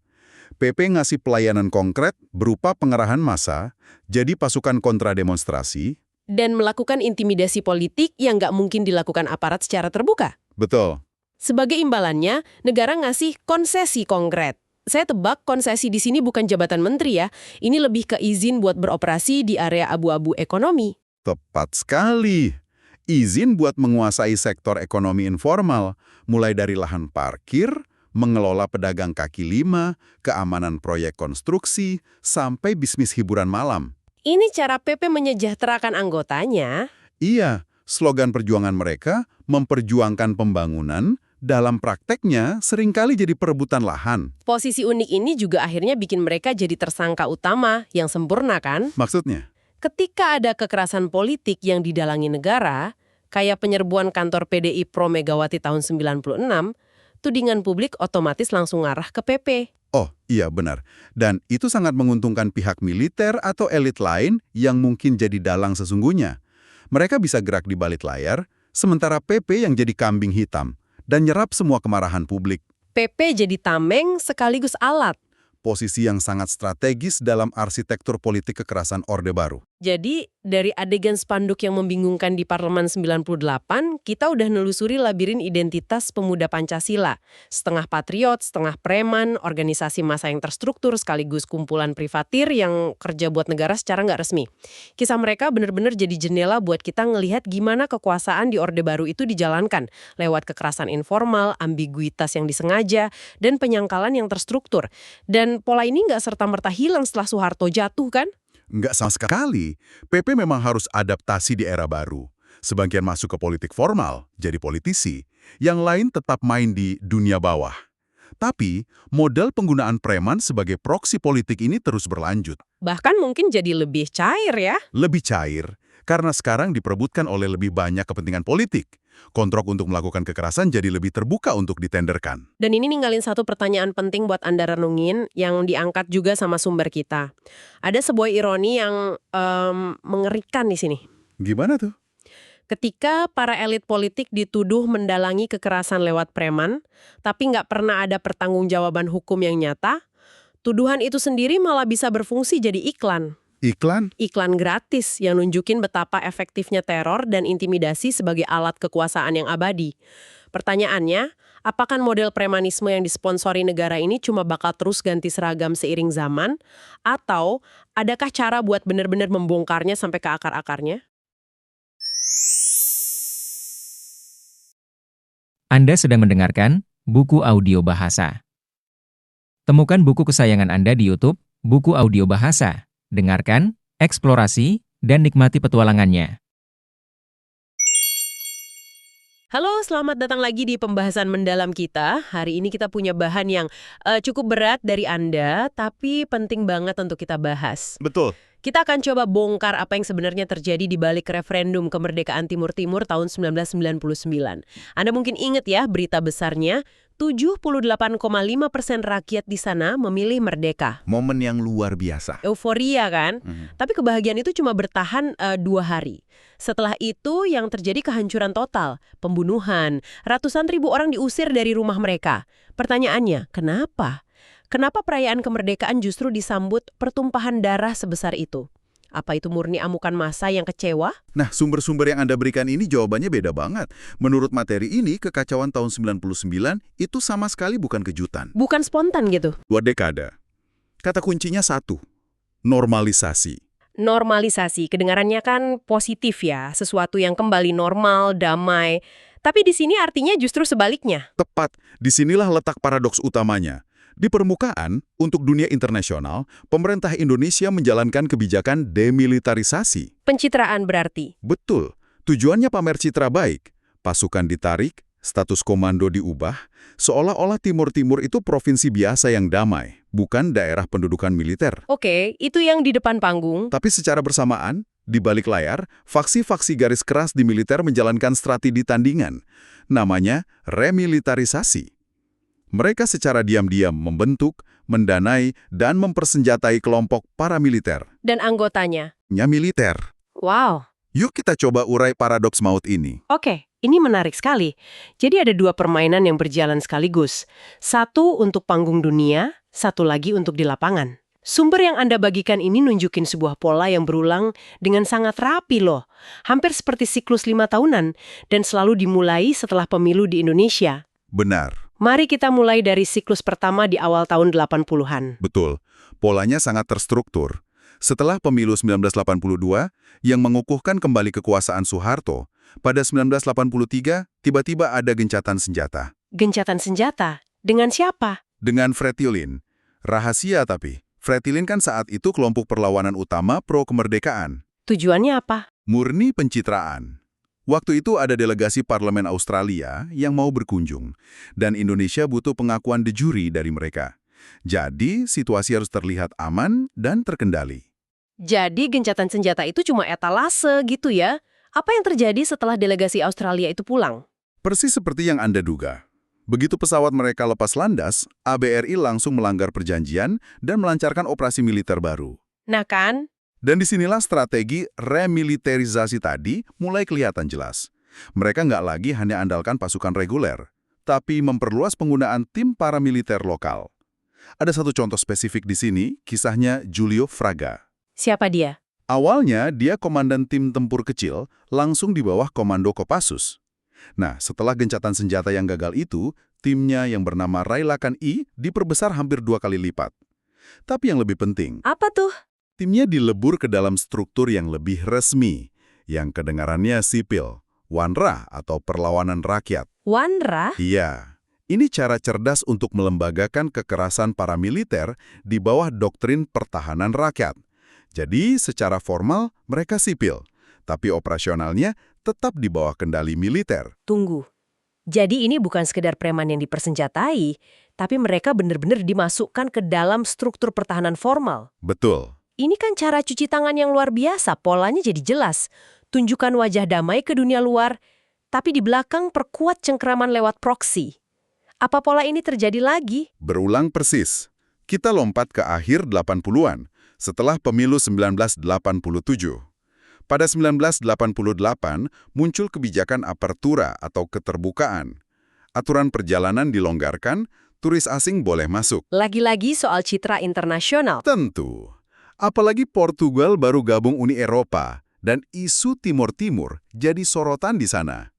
Komandan militer yang baru saat itu, Kolonel Rudolf Warau, bahkan meluncurkan Operasi Senyum. Tahanan politik dibebaskan, penyiksaan dikurangi, kelihatannya bagus sekali. Tapi selalu ada tapinya kan? Keterbukaan ini pasti ada efek sampingnya bagi militer. Tentu saja. Keterbukaan ini justru menciptakan ruang bagi aktivis pro-kemerdekaan di perkotaan untuk bersuara. Oh, jadi bumerang. Betul. Setiap kali ada kunjungan pejabat asing, kayak Paus Yohanes Paulus II tahun 1989, demonstrasi pro-kemerdekaan langsung meledak. Ini bikin faksi garis keras di militer gerah. Lalu? Maka, remilitarisasi kembali dijalankan secara rahasia. Di Dili, tiba-tiba muncul teror dari kelompok bertudung yang disebut Bafo. Bafo, artinya kan badut dalam bahasa lokal. Maksudnya mereka meneror pakai kostum badut? Bukan secara harfiah, tapi julukan itu menunjukkan betapa aneh dan menakutkannya teror mereka. Mereka muncul di malam hari, mengintimidasi, menciptakan ketakutan. Ini memicu ketegangan internal yang luar biasa di dalam militer, antara faksi Warau yang lebih lunak dengan faksi garis keras yang merasa pendekatan senyum ini gagal total. Dan puncaknya Puncaknya adalah tragedi yang mengguncang dunia di tahun 1991. pembantaian Santa Cruz. Saya ingat cuplikan videonya yang bocor ke dunia internasional. Sangat mengerikan. Bagaimana sumber ini mengaitkan peristiwa itu dengan ketegangan internal militer ini? Sumber ini berargumen bahwa pembantaian Santa Cruz itu bukan sekedar insiden lepas kendali. Jadi disengaja. Itu adalah puncak dari upaya sabotase oleh faksi garis keras terhadap kebijakan keterbukaan Kolonel Waru. Waktu itu ada prosesi pemakaman yang berubah jadi demonstrasi damai. Pasukan militer menembaki kerumunan secara membabi buta, ratusan orang tewas. Ya Tuhan! Bagi faksi garis keras, ini adalah cara brutal untuk membuktikan bahwa pendekatan lunak itu tidak berhasil dan Timur Timur harus kembali ke situasi darurat militer. Astaga, jadi pembantaian itu bisa dibilang disengaja untuk menghancurkan kebijakan damai dari dalam? Itu sinis sekali. Peristiwa Santa Cruz itu kan jadi sorotan dunia. Pasti ada tekanan internasional yang sangat besar ke pemerintah Indonesia setelah itu. Apa yang mereka lakukan untuk memperbaiki citra lagi? Ya, Apakah polanya berulang untuk ketiga kalinya? tentu saja. Kita masuk ke siklus ketiga, tahun 1993, lagi-lagi setelah pemilu. Kali ini, langkah demilitarisasinya terlihat sangat dramatis. Komando Operasi Tempur, yang dikenal sebagai Kolakops, secara resmi dibubarkan. Wah, itu pasti jadi berita besar di dunia. Indonesia membubarkan komando tempur di Timur Timur. Kelihatannya sangat progresif. Sangat progresif. Tapi saya curiga ini cuma ganti nama atau ganti kulit saja. Apa benar begitu menurut sumber ini? Anda benar. Ini adalah ilusi yang paling canggih. Struktur komando Kolakops memang hilang dari peta organisasi, tapi fungsi tempurnya sama sekali enggak. Lantas komandonya kemana? Komando dialihkan ke unit-unit dan perwira yang secara formal berbasis ribuan kilometer jauhnya di Jawa. Sumber ini menyebutnya Komando Hantu. Komando hantu. Phantom Command. Seperti apa itu cara kerjanya? Bayangkan aja, bosnya secara resmi ada di Jakarta atau Bandung, tapi anak buahnya yang di lapangan, yaitu unit-unit tempur dan paramiliter, tetap bergerak sesuai perintah tak tertulis. Jadi rantai komandonya sengaja dikaburkan. Persis. Kalau ada pelanggaran HAM, siapa yang mau disalahkan? Susah banget dilacak akuntabilitasnya. Dan pada saat yang sama, premiliterisasi justru mencapai level yang benar-benar baru. Di sini, nama Prabowo Subianto muncul dengan peran yang sangat sentral. Nah, nama Prabowo Subianto kan sangat identik dengan Kopassus dan operasi-operasi di Timur Timur. Apa perannya menurut sumber ini dalam fase komando hantu ini? Saat itu dia memimpin pusat pendidikan Kopassus. Dari sanalah, menurut sumber ini, militerisasi masyarakat Timur Timur diorkestrasi dengan 3 cara utama. Oke, apa saja itu? Pertama, operasi psikologis. Ingat teror Bufo? Nah, di tahun 1995 muncul lagi teror serupa. Kali ini dari kelompok berpakaian hitam yang disebut ninja untuk mengintimidasi para aktivis. Ninja? Serius? Seperti di film-film? Kedengarannya absurd tapi pasti efektif banget untuk menebar ketakutan. Sangat efektif. Kedua, militerisasi birokrasi. Maksudnya? Para pegawai negeri dan mahasiswa tiba-tiba diwajibkan ikut pelatihan ala militer. Ini cara untuk menanamkan kontrol dan ideologi ke seluruh lapisan masyarakat sipil. Dan yang ketiga? Dan ketiga, yang paling penting, adalah pembentukan milisi modern yang jauh lebih terorganisir. Prabowo disebut mendanai dan membentuk organisasi paramiliter baru seperti Gada Paksi, Halilintar, Saka, dan Alfa. Dan mereka ini? Mereka bukan cuma jadi alat teror, tapi juga diberi konsesi untuk menjalankan bisnis ilegal. Seperti? Penyelundupan, judi, untuk mendanai operasi mereka sendiri. Gila ya. Jadi militer secara formal seolah-olah mundur, tapi secara informal mereka justru menancapkan akarnya lebih dalam lagi, sampai ke birokrasi, mahasiswa, dan bahkan dunia kriminal. Sebuah kontradiksi yang luar biasa. Lalu datanglah tahun 1998, Soeharto jatuh, era reformasi dimulai. Tiba-tiba Presiden Habibie membuat gebrakan yang mengejutkan semua orang, termasuk mungkin elit militer sendiri, dengan menawarkan opsi otonomi yang jika ditolak, Timor Timur akan dilepaskan. Kaget mungkin iya, tapi apakah mereka tidak siap? Menurut sumber ini, sama sekali enggak. Oh ya, Militer mungkin marah dengan keputusan politik Habibie, tapi mereka sudah punya rencana darurat. Sejak akhir 1998, jauh sebelum referendum diumumkan resmi, mereka sudah mempercepat pembentukan dan mempersenjatai milisi di seluruh wilayah. Ada pengakuan yang sangat kuat dari Thomas Aquino Gonçalves, seorang mantan pemimpin milisi. apa katanya? Dia mengaku diancam secara langsung oleh Komandan Korem saat itu, Kolonel Tono Suratman, untuk bergabung dengan milisi. Diancam. Yang lebih mengerikan, Gonçalves menyebut adanya sebuah pertemuan tingkat tinggi dengan perwira-perwira senior militer di Bali pada Februari 1999. Di pertemuan itu, instruksi yang diberikan sangat jelas. Lenyapkan semua pemimpin dan simpatisan CNRT. CNRT itu... Itu payung organisasi pro-kemerdekaan yang dipimpin Sanana Gusmao. Tunggu. Lenyapkan. Itu kata yang sangat eksplisit. Jadi, ini bukan lagi operasi intelijen. Ini sudah perintah untuk melakukan pembunuhan politik secara massal. Bahkan lebih dari itu. Menurut pengakuan Gonçalves, dalam pertemuan itu muncul ide untuk membunuh para pastor dan biarawati. Apa? Karena gereja dianggap sebagai pusat perlawanan. Jadi saat PBB dan dunia internasional sibuk menyiapkan logistik untuk referendum yang damai, militer di lapangan justru sedang merancang kampanye teror yang paling sistematis. Astaga, jadi mereka benar-benar membahas rencana membunuh pastor dan biarawati dalam rapat resmi. Ini bukan lagi operasi militer, ini sudah level teror murni. Dan kemudian ada memo yang bocor kan, yang semakin menguatkan dugaan ini. Ya, ini seperti kepingan puzzle terakhir. Sebuah memo dari Brigjen HR Garnadi, tertanggal Juli 1999. Memo itu secara pesimis sudah memprediksi bahwa opsi otonomi akan kalah telak dalam referendum. Yang paling bikin merinding dari memo Garnadi ini bukan cuma prediksinya, tapi rekomendasinya itu loh. Saya baca di sumber Anda.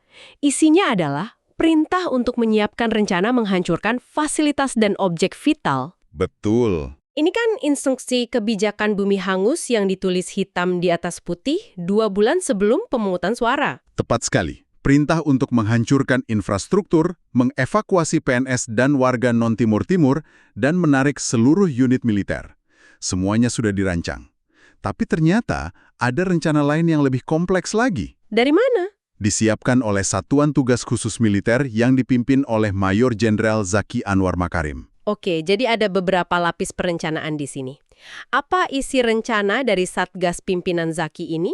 Satgas ini punya 2 rencana kontingensi jika referendum tetap berjalan dan hasilnya adalah kekalahan bagi pihak pro-Indonesia. 2 rencana? Rencana A adalah menggunakan milisi untuk menolak hasil referendum secara paksa dan menuntut pembagian wilayah Timur-Timur. Partisi maksudnya. Betul. Jadi, distrik-distrik di bagian barat yang berbatasan dengan Indonesia akan tetap menjadi bagian dari Indonesia. Semacam rencana partisi. Oke, jadi plan A itu intinya kalau kita kalah, kita potong saja kuenya, minta sebagian wilayah. Lalu apa rencana B-nya? Rencana B jauh lebih ekstrim. Rencananya adalah memaksa relokasi atau deportasi massal penduduk lokal ke Timur-Timur untuk mengosongkan wilayah. Mengosongkan wilayah. Setelah kosong, wilayah itu akan dibanjiri kembali dengan warga non-Timur-Timur. Tujuannya untuk mengubah demografi secara paksa. Ini kan persis seperti apa yang terjadi setelah hasil referendum diumumkan. Tepat. Kehancuran infrastruktur, deportasi paksa ratusan ribu orang ke perbatasan, semua itu ada di dalam rencana mereka. Persis. Saat hasil referendum diumumkan pada 4 September 1999 dan 78,5% memilih merdeka, rencana kontingensi inilah yang langsung dieksekusi. Kehancuran fisik yang masif, pengungsian paksa, semuanya adalah bagian dari operasi yang sudah direncanakan dengan sangat matang. Itu bukan kekacauan spontan dari milisi yang lepas kendali. Itu adalah implementasi dari sebuah rencana. Setelah kita membahas semua ini, gambaran yang muncul jadi sangat jernih dan mengerikan. Kekerasan brutal pasca referendum 1999 itu ternyata bukanlah sebuah anomali atau amukan massa yang spontan. Sama sekali bukan. Itu adalah babak final, konsekuensi logis dari strategi paradoks yang sudah dipupuk dan dijalankan selama 2 dekade. Benar. Upaya menormalkan Timur Timur di mata dunia selalu diimbangi dengan remilitarisasi yang brutal dan terselubung di lapangan. Dan yang paling tragis, Mereka menggunakan sesama orang Timur Timur sebagai ujung tombak kekerasan untuk menciptakan ilusi konflik horizontal. ini benar-benar sebuah pelajaran yang pahit tentang bagaimana narasi publik bisa sangat berbeda dengan realitas di lapangan. Dan penting untuk diingat bahwa taktik semacam ini, menggunakan kekuatan proksi, menciptakan konflik horizontal, melakukan operasi terselubung sambil menampilkan wajah damai di panggung internasional, bukanlah sesuatu yang unik hanya untuk kasus ini. Ini menimbulkan sebuah pertanyaan yang lebih besar untuk Anda renungkan. Dalam konflik-konflik lain yang terjadi di seluruh dunia saat ini, seberapa sering narasi resmi tentang upaya perdamaian atau proses normalisasi sebenarnya menyembunyikan realitas kekerasan yang disponsori negara di lapangan? Ya, Apa yang kita lihat di permukaan seringkali hanyalah puncak gunung es dari cerita yang sebenarnya. Anda sedang mendengarkan Buku Audio Bahasa. Temukan buku kesayangan Anda di YouTube, Buku Audio Bahasa. Dengarkan, eksplorasi, dan nikmati petualangannya. Coba bayangkan, ini Juli 1998. Baru sebulan lebih sedikit rezim 32 tahun Soeharto itu berakhir dan suasananya kan penuh harapan tapi juga serba nggak pasti. betul. Masa transisi yang sangat krusial. Nah, di tengah situasi itu, di sebuah pulau kecil bernama Biak di Irian Jaya, sekelompok orang melakukan sesuatu yang luar biasa berani. Mereka mengibarkan bendera terlarang, bintang kejora, di puncak menara air. Dan mereka menjaganya di sana, siang dan malam. Selama 4 hari. Lalu sebelum fajar di hari kelima, tentara melepaskan tembakan. Ini titik awal kita. Sumber kita hari ini, sebuah esai akademis dari Danny Lynn Rutherford, mengajak kita untuk nggak berhenti di berita utama aja. Iya, untuk melihat lebih dalam dari sekedar tragedi politik. Tepat, misi kita hari ini membongkar lapisan-lapisannya. Apakah ini murni protes kemerdekaan yang berakhir tragis, atau ada sesuatu yang jauh lebih dalam? Sebuah kisah mitos kuno, nubuat akhir zaman, dan benturan dua cara pandang dunia yang sangat berbeda. Oke, mari kita telusuri ini. Mari. Oke, kita mulai dari kronologinya dulu ya. Apa persisnya yang terjadi di Biak awal Juli 1998 itu? Dari sumber kita tahu aksi ini dimulai tanggal 2 Juli. Bendera bintang kejora dikibarkan di menara air. Lokasinya strategis sekali kan? Antara pasar dan pelabuhan. Sangat strategis. Dan pemimpinnya seorang pegawai negeri sipil muda, Philip Karma. Pagi itu membacakan sumpah setia untuk Papua Barat. Lalu, selama 4 hari berikutnya, para demonstran ini berkumpul berjaga di sekitar menara. Suasananya pasti tegang sekali. Iya, bahkan sempat ada bentrokan kecil dengan aparat. Beberapa polisi luka dan 1 truk militer dibakar. Puncaknya terjadi pada 6 Juli sekitar jam setengah 6 pagi. Militer Indonesia waktu itu masih ABRI menyerbu lokasi. Tembakan membabi buta berlangsung 1,5 jam. Dan akibatnya ini sangat simpang siur, dan ini sendiri udah jadi petunjuk kan, ada upaya untuk mengendalikan narasi. Maksudnya gimana? Awalnya, komandan militer setempat mengklaim hanya 21 orang luka-luka, dan sama sekali tidak ada korban jiwa. Sama sekali nol. No, tapi laporan dari kelompok HAM dan saksi mata melukiskan gambaran yang sangat berbeda. Angka korban tewas diperkirakan antara 5-100 orang. Itu belum termasuk penyiksaan dan penghilangan paksa. Wow, jauh sekali bedanya. Jauh. Akhirnya, setelah ada tekanan, militer mengakui ada 1 korban tewas namanya Ruben Orboy. Alasannya menyembunyikan mayatnya di pantai itu untuk kutip menghindari kerusuhan lebih lanjut. Tunggu. Jadi, beberapa minggu kemudian kan, mayat-mayat lain mulai ditemukan terdampar di pantai sekitar Biak. Dan klaim resmi pemerintah waktu itu adalah mereka korban tsunami dari Papua Nugini. Ini kedengarannya aneh sekali. Sangat aneh. Dan klaim itu tentu aja disambut dengan skeptisisme luar biasa. Tsunami di PNG itu memang terjadi, tapi tanggal 18 Juli. Hampir 2 minggu setelah penembakan di Biak. Oh, jadi waktunya nggak cocok sama sekali. Nggak cocok. Secara geografis juga hampir mustahil mayat dari sana bisa terdampar di Biak dalam jumlah sebanyak itu. Ini dilihat sebagai upaya yang, ya, canggung untuk menutupi skala pembunuhan. Sementara Philip Karma, pemimpin aksinya, Dia ditangkap dengan luka tembak di kedua kakinya. Kemudian diadili dan dihukum penjara karena tuduhan pemberontakan. Jadi narasi resmi dan narasi lapangan itu benar-benar bertolak belakang. Ini membawa kita ke pertanyaan dasarnya, kenapa mereka ambil resiko sebesar itu?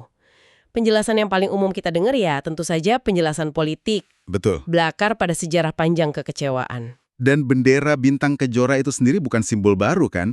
Bendera itu pertama kali dikibarkan secara resmi tahun 1961 di samping bendera Belanda, waktu Belanda masih menyiapkan kemerdekaan untuk Papua. Tepat. Dan luka sejarah yang paling dalam itu adalah Act of Free Choice atau penentuan pendapat rakyat tahun 1969. Pepera ya? Iya, bepera. Seharusnya kan referendum satu orang satu suara. Tapi kenyataannya hanya 1022 pemimpin suku yang dipilih militer yang boleh bersuara. Hasilnya udah bisa ditebak, tetap bersama Indonesia. Peristiwa inilah yang dianggap sebagai penipuan besar dan jadi pemicu lahirnya OPM. Jadi setiap kali bendera itu dikibarkan, itu seperti membuka kembali luka lama dan mengingatkan janji yang tak terwujud. Persis. Dan jangan lupa konteks waktunya. Sebulan setelah Soeharto lengser, ada euforia reformasi di mana-mana. Orang-orang merasa, ini saatnya. Mungkin mereka di Biak juga merasakan hal yang sama. Tepat sekali. Dan penting untuk membumikan ini ke realitas sehari-hari di Biak. Biak ini bukan daerah terisolasi. Penduduknya terdidik, punya sejarah kontak dengan dunia luar, tapi mereka juga merasakan marginalisasi yang sangat nyata. Seperti apa contohnya? Tanah adat mereka diambil untuk proyek pemerintah, resort bintang 5, lokasi transmigrasi. Nelayan lokal kalah saing dengan kapal pukat komersial. Di kota, ekonomi didominasi pendatang. Jadi ini bukan ideologi abstrak. Ada tumpukan keluhan ekonomi dan sosial yang sangat real. Jadi respons brutal militer itu jadi semacam pelajaran pahit tentang batas reformasi itu sendiri ya? Bisa dibilang begitu. Nah, sampai di sini, ceritanya terasa seperti tragedi politik yang, ya sayangnya cukup familiar. Tapi disinilah kita masuk ke inti dari esai ini. Ada detail kecil yang awalnya terdengar kayak propaganda, tapi ternyata membuka pintu ke pemahaman yang sangat sekali baru. Oh, ini yang soal pernyataan komandan militer itu ya? Betul. Komandan militer di Biak waktu itu dikutip bilang, dari ratusan demonstran, cuma sekitar 50 orang yang separatis garis keras. Sisanya, kata dia, cuma tertipu janji-janji ajaib dan percaya ada sesuatu yang bersifat religius sedang terjadi. Sebuah cara untuk mendelegitimasi gerakan mereka ya, menganggap mereka naif? Ya, kesannya merendahkan. Tapi ternyata pernyataan komandan itu tanpa sengaja menunjuk ke sesuatu yang jauh lebih dalam kan. Sesuatu yang berhubungan dengan kepercayaan kuno. Persis. Dan ini adalah momen aha dari analisis Rutherford. Dia menunjukkan gimana aksi politik modern ini berkelindan dengan mitos kuno yang sangat kuat. Kepercayaan yang dimaksud adalah gerakan milenarian. Milenarian, artinya gerakan yang percaya akan datangnya akhir zaman dan dunia baru gitu. Tepat. Gerakan ini berpusat pada mitos Biak tentang seorang leluhur bernama Manar Makeri. Menurut legenda, Manar Makeri ini menemukan sebuah keadaan utopis yang disebut Koreri. Koreri, apa arti kata itu sebenarnya? Secara harfiah, Koreri itu artinya kita ganti kulit. Coba bayangkan ular yang melepaskan kulit lamanya jadi baru. Oh, seperti kelahiran kembali. Betul. Metafora yang sangat kuat untuk kelahiran kembali, tapi bukan untuk satu orang, melainkan untuk seluruh dunia mereka. Koreri ini nubuat tentang akhir dari dunia yang kita kenal. Sebuah zaman baru yang sempurna, tanpa penderitaan, kerja keras, bahkan kematian. Dan Manar Makeri ini berjanji akan kembali. Dia berjanji suatu hari akan kembali untuk membuka zaman Koreri. Dan disinilah koneksi langsungnya. Bintang Kejora, atau The Morning Star, adalah tokoh kunci dan penanda dalam mitos Manar Makeri itu. Wow, jadi bendera itu bukan cuma simbol politik. Bukan cuma itu.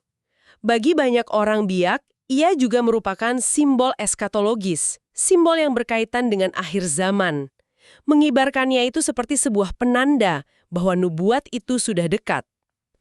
Ini mengubah segalanya. Jadi seruan untuk merdeka bisa punya makna ganda. Satu, merdeka dari Indonesia. Satu lagi, Sebuah pembebasan kosmik menuju zaman Koreri. Dua hal itu menyatu dalam satu simbol.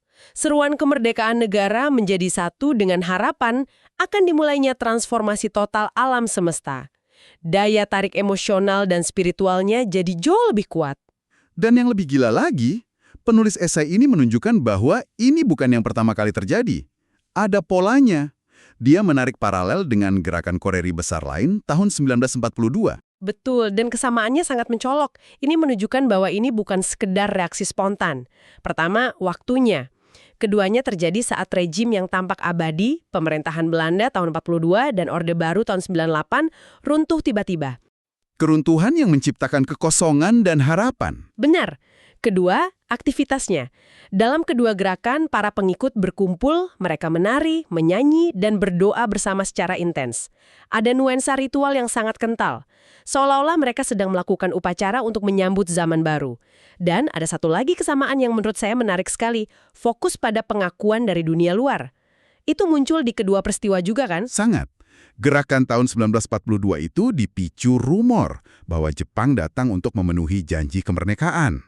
Sementara di tahun 1998, para demonstran di Menara Air itu jadi sangat bersemangat waktu dengar kabar aksi mereka diliput CNN. Dapat perhatian dari anggota Kongres AS juga. Iya, pengakuan dari kekuatan asing ini bukan sekedar dukungan politik, tapi semacam validasi kosmik. Seolah dunia luar yang besar itu melihat mereka dan mengakui bahwa nubuatnya sedang tergenapi. Lalu terakhir, pola kekerasannya juga mirip. Betul, keduanya dimulai dengan damai, tapi perlahan bergerak menuju konfrontasi. Ini menunjukkan aksi 1998 bukanlah anomali, tapi aktivasi dari sebuah skenario budaya yang udah tertanam dalam masyarakat Biak. Jadi kalau kita satukan semua ini, di Menara Air Biak itu kita pada dasarnya menyaksikan dua logika, dua cara pandang dunia yang saling bertabrakan dengan hebat. Di satu sisi, logika negara. Di sisi lain, logika nubuat. Ini menimbulkan pertanyaan penting tentang bagaimana kekerasan itu sendiri dipahami. Dari perspektif negara, logikanya jelas. Negara punya monopoli atas penggunaan kekuatan yang sah. Pemberontakan harus ditindak tegas untuk menjaga keutuhan. Kekerasan adalah alat untuk memulihkan ketertiban. Logika yang rasional dalam kerangka negara bangsa modern. Betul, tapi dari perspektif Koreri, logikanya sama sekali berbeda. Kekerasan bisa jadi bagian dari proses penciptaan dunia baru. Kematian para martir itu tidak dilihat sebagai kegagalan. Justru sebaliknya, Justru bisa dianggap sebagai pengorbanan yang mempercepat datangnya transformasi ilahi. Mereka nggak merasa sekedar menentang negara, tapi sedang berpartisipasi dalam sebuah drama kosmik. dan coba bayangkan betapa mustahilnya kedua pihak ini untuk berkomunikasi. Yang satu bicara soal hukum negara, keutuhan teritorial. Yang lain bicara soal malaikat, nubuat, dan akhir zaman. Mereka benar-benar hidup di realitas yang berbeda, meskipun berdiri di tempat yang sama. Tepat sekali. Penulis esai mengutip frasa yang sangat kuat, kabarnya dari seorang perempuan Tionghoa Indonesia yang mendapat penglihatan setelah insiden itu.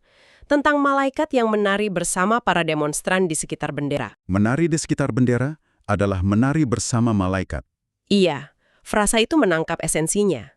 Sebuah tindakan politik yang sekaligus merupakan ritual suci, yang membawa seseorang pada kedekatan yang berbahaya dengan Tuhan dan dengan akhir dari tatanan dunia yang ada. Jadi, apa yang terjadi di Biak bukan cuma bentrokan tentara dan demonstran, tapi bentrokan antara dua konsepsi fundamental tentang kekuasaan, ketertiban, dan akhir sejarah itu sendiri. Betul, satu pihak berjuang mempertahankan tatanan sejarah yang ada, pihak lain berjuang menyambut akhir dari sejarah dan memulai yang baru.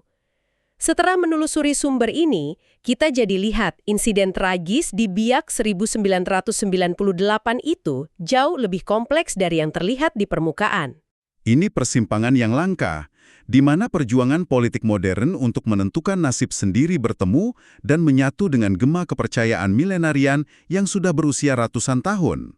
Dan wawasan utamanya adalah, perlawanan di Papua, khususnya dalam kasus Biak ini, punya daya tahan yang luar biasa, karena tidak hanya berakar pada keluhan politik yang bisa dinegosiasikan.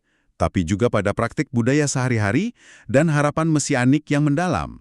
Betul, dan ini lapisan makna yang sering kali gagal dipahami oleh aparatur negara, yang cenderung melihatnya hanya sebagai masalah keamanan dan separatisme. Tulisan ini diakhiri dengan kutipan yang sangat provokatif ya, dari seorang misionaris Belanda kalau tidak salah. Harapan di hati manusia mungkin tak akan pernah mati, tapi tidak ada yang lebih tak berkesudahan daripada menunggu akhir zaman. Nah, ini pertanyaan untuk Anda renungkan. Ketika sebuah perjuangan kemerdekaan terikat bukan hanya pada tujuan politik yang bisa dicapai, tetapi pada sebuah nubuat tentang akhir dunia, apa artinya ini bagi masa depan perjuangan itu sendiri? Bisakah ada sebuah resolusi politik yang benar-benar memuaskan? Atau apakah gerakan itu justru akan selamanya didefinisikan oleh penantian yang tak berkesudahan? Anda sedang mendengarkan buku audio bahasa. Temukan buku kesayangan Anda di YouTube, buku audio bahasa. Dengarkan, eksplorasi, dan nikmati petualangannya. Kalau kita bicara soal Aceh ya, ada semacam paradoks yang langsung muncul di kepala, gitu kan? Betul, betul. Di satu sisi, ada citra perlawanan yang legendaris, identitas yang kokoh, sejarahnya panjang sekali. Tapi di sisi lain, apalagi kalau kita ingat masa Orde Baru, yang terbayang malah ya kekerasan yang brutal dan penderitaan yang mendalam. Iya. Pertanyaannya, kok bisa sebuah wilayah dengan reputasi sekuat itu jadi sinonim dengan tragedi? Apa konflik ini memang takdir? Gitu. Nah, pertanyaan itu yang persis ingin kita bongkar hari ini. Kita punya sumber analisis dari Jeffrey Robinson yang benar-benar menantang cara kita memandang konflik Aceh. Oke. Analisis ini menelusuri gimana Aceh, sebuah wilayah yang kaya sejarah, bisa sampai dilabeli pemerintah sebagai daerah rawan. Jadi, misi kita bersama adalah untuk mencari tahu apa kekerasan di sana itu benar-benar akibat, katakanlah, darah pejuang, atau sentimen budaya yang mendarah daging. Atau Jangan-jangan pemicu utamanya justru datang dari kebijakan negara itu sendiri. Oke, menarik. Ayo kita bedah dari argumen yang paling umum dulu deh. Boleh. Biasanya kan orang bilang, Aceh itu memang dari dulu suka melawan. Ada perang Aceh melawan Belanda puluhan tahun. Terus ada pemberontakan Darul Islam di tahun 50-an. Betul, narasi yang umum seperti itu. Jadi pas gerakan Aceh Merdeka atau GAM muncul tahun 1976, rasanya kayak, episode terbaru dari serial yang sama kan? Seolah-olah ini cuma kelanjutan alami aja. Nah, disinilah analisis Robinson ini jadi sangat menarik. Menurutnya, kalau kita menyamaratakan semua perlawanan itu, kita justru kehilangan poin-poin terpentingnya. Oke. Ada perbedaan yang sangat fundamental antara pemberontakan Darul Islam dengan GAM. Seperti apa tuh bedanya? Pertama, tujuannya. Beda jauh. Darul Islam itu kan ingin mendirikan negara Islam, tapi di dalam kerangka Indonesia. Masih dalam bingkai Indonesia ya? Betul. Sebaliknya, GAM dari awal sudah sangat eksplisit menuntut kemerdekaan penuh.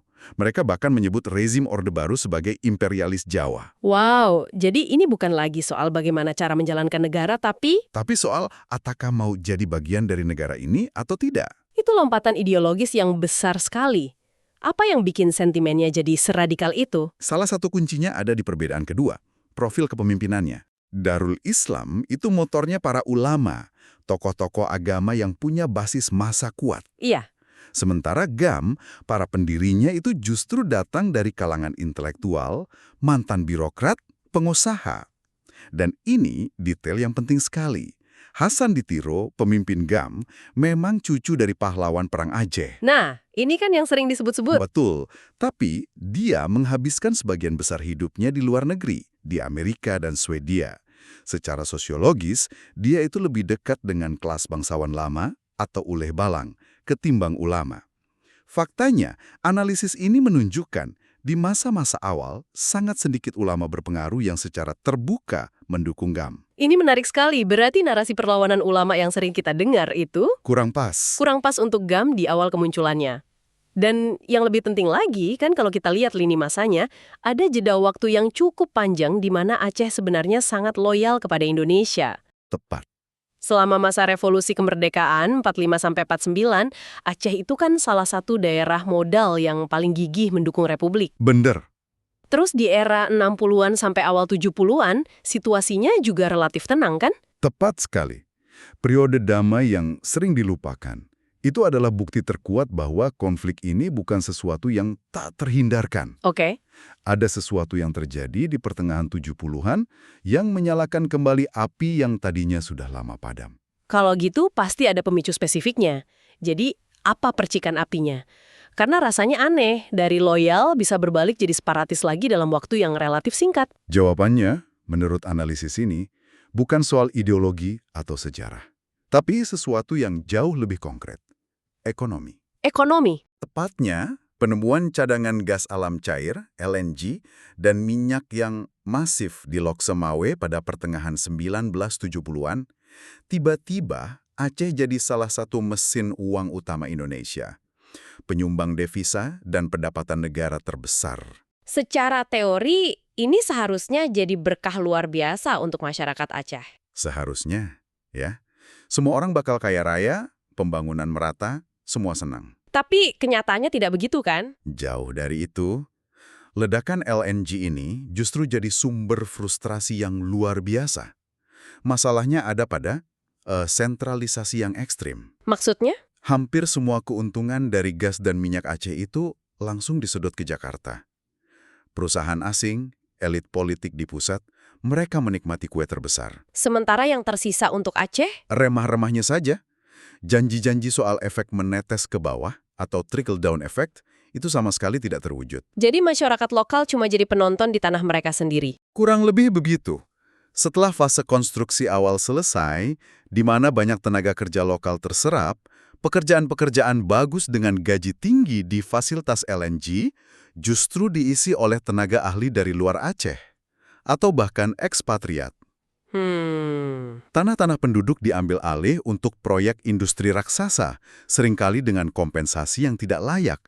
Dan disinilah ada satu detail yang paling ironis dari sumber ini. Apa itu? Coba Anda bayangkan, pada pertengahan 1980-an, di provinsi yang jadi salah satu lumbung energi terbesar di dunia, Ya. kurang dari 10% desanya punya akses listrik yang stabil. Tunggu. Serius? Jadi mereka duduk di atas salah satu cadangan gas terbesar di planet ini, tapi desa mereka sendiri gelap gulita? Betul. Itu gila. Itu bukan sekedar ketidakadilan, itu penghinaan. Persis. Dan rasa frustrasi ini paling dirasakan oleh kalangan terdidik Aceh. Para teknokrat, intelektual, dan pengusaha lokal yang merasa benar-benar dikesampingkan. Mereka punya kemampuan tapi nggak diberi kesempatan. Tepat. Dan ini membawa kita kembali ke Hasan Ditiro. Ternyata, dia bukan cuma seorang ideolog, tapi juga pengusaha yang kecewa. Oh ya. Sumber ini mencatat, pada tahun 1974, tawaran perusahaannya untuk mengerjakan proyek pipa untuk mobil oil dikalahkan oleh sebuah perusahaan dari Amerika. Kekecewaan personal ini jadi salah satu pemicu yang menyatu dengan ketidakadilan kolektif. Nah, ini dia titik temunya. Waktunya juga pas banget. Sangat pas. Deklarasi kemerdekaan GAM di akhir tahun 1976 itu kan hampir bersamaan dengan peresmian fasilitas LNG raksasa pertama, PT Aron. Benar. Dan target serangan pertama mereka di tahun 1977, 2 karyawan asing mobil oil. Ini jelas bukan kebetulan. Bukan. Ini adalah pernyataan sikap yang sangat simbolis, menunjuk langsung pada sumber masalah ekonomi yang mereka rasakan. Tepat. Jadi bahan bakarnya sudah ada, yaitu ketidakadilan ekonomi yang mendalam. Tapi ini baru bagian pertama dari cerita. Oke, saya bisa paham bagaimana ketidakadilan ekonomi ini jadi bensinnya. Tapi rasanya ada lompatan besar dari protes soal proyek pipa jadi perang brutal dengan ribuan korban tewas, disiksa dan hilang di akhir 80-an dan 90-an. Betul. Apa yang terjadi yang mengubah segalanya jadi begitu mengerikan? Disinilah analisis Robinson beralih dari ekonomi ke faktor kedua yang jauh lebih mematikan. Doktrin dan praktik militer Orde Baru. Oke. Titik baliknya terjadi pada pertengahan tahun 1990. Kalau sebelumnya masih ada upaya-upaya dialog, saat itu semuanya dihentikan. Pemerintah melancarkan respon militer skala penuh yang diberi nama Operasi Jaring Merah. Aceh pun secara resmi ditetapkan sebagai daerah operasi militer atau DOM. DOM, sebuah status yang sampai sekarang masih menimbulkan trauma mendalam. Apa yang membuat operasi militer ini berbeda dan begitu brutal? Menurut sumber ini, kebrutalannya tuh bukan kecelakaan atau ulah oknum. Bukan? Bukan. Itu hasil dari sebuah strategi yang sangat terencana dan punya dua pilar utama.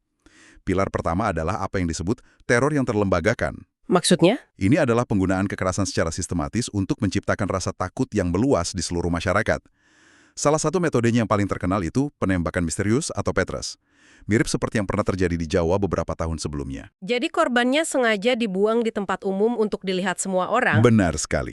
Mayat-mayat ditemukan di pinggir jalan, di pasar, di kebun, seringkali dengan jempol yang terikat sebagai tanda dan bekas siksaan yang mengerikan. Tujuannya apa? Tujuannya adalah terapi kejut, sebuah istilah yang bahkan diakui oleh Presiden Soeharto sendiri untuk membenarkan praktik Petrus. Wow. Jadi ini bukan untuk menghabisi lawan satu persatu, tapi untuk meneror jutaan orang agar tidak berani melawan.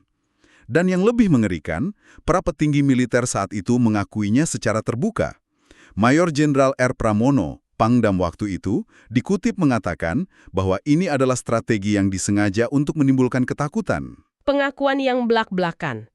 Jadi ini kebijakan teror yang direstui dari atas. Lalu, pilar yang kedua. Pilar kedua ini, dalam banyak hal, mungkin yang paling merusak tatanan sosial Aceh dari dalam. Namanya kerjasama sipil-militer. Tapi pada praktiknya, ini adalah pemaksaan. Pemaksaan. Warga sipil dipaksa untuk berpartisipasi dalam operasi militer. Misalnya dalam operasi Pagar Betis. Pagar betis. Iya, di mana penduduk desa, termasuk perempuan dan anak-anak, disuruh berjalan di barisan paling depan saat tentara menyisir suatu daerah. Jadi tameng hidup. Jadikan mereka tameng hidup. Ya Tuhan, itu benar-benar mengadu domba masyarakat, memaksa orang biasa terlibat dalam kekerasan. Dan itu belum semuanya.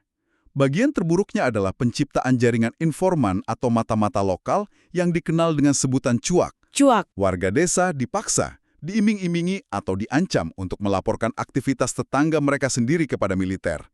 Siapa yang dicurigai simpatisan GAM, siapa yang memberi makan mereka. Siapa yang baru pulang dari gunung? Betul, ini menciptakan atmosfer ketakutan dan saling curiga yang luar biasa. Tatanan sosial yang dibangun di atas kepercayaan hancur lebur. Bisa Anda bayangkan suasananya ya. Tiba-tiba Anda tidak bisa lagi percaya dengan tetangga sebelah rumah, dengan teman di warung kopi. Benar.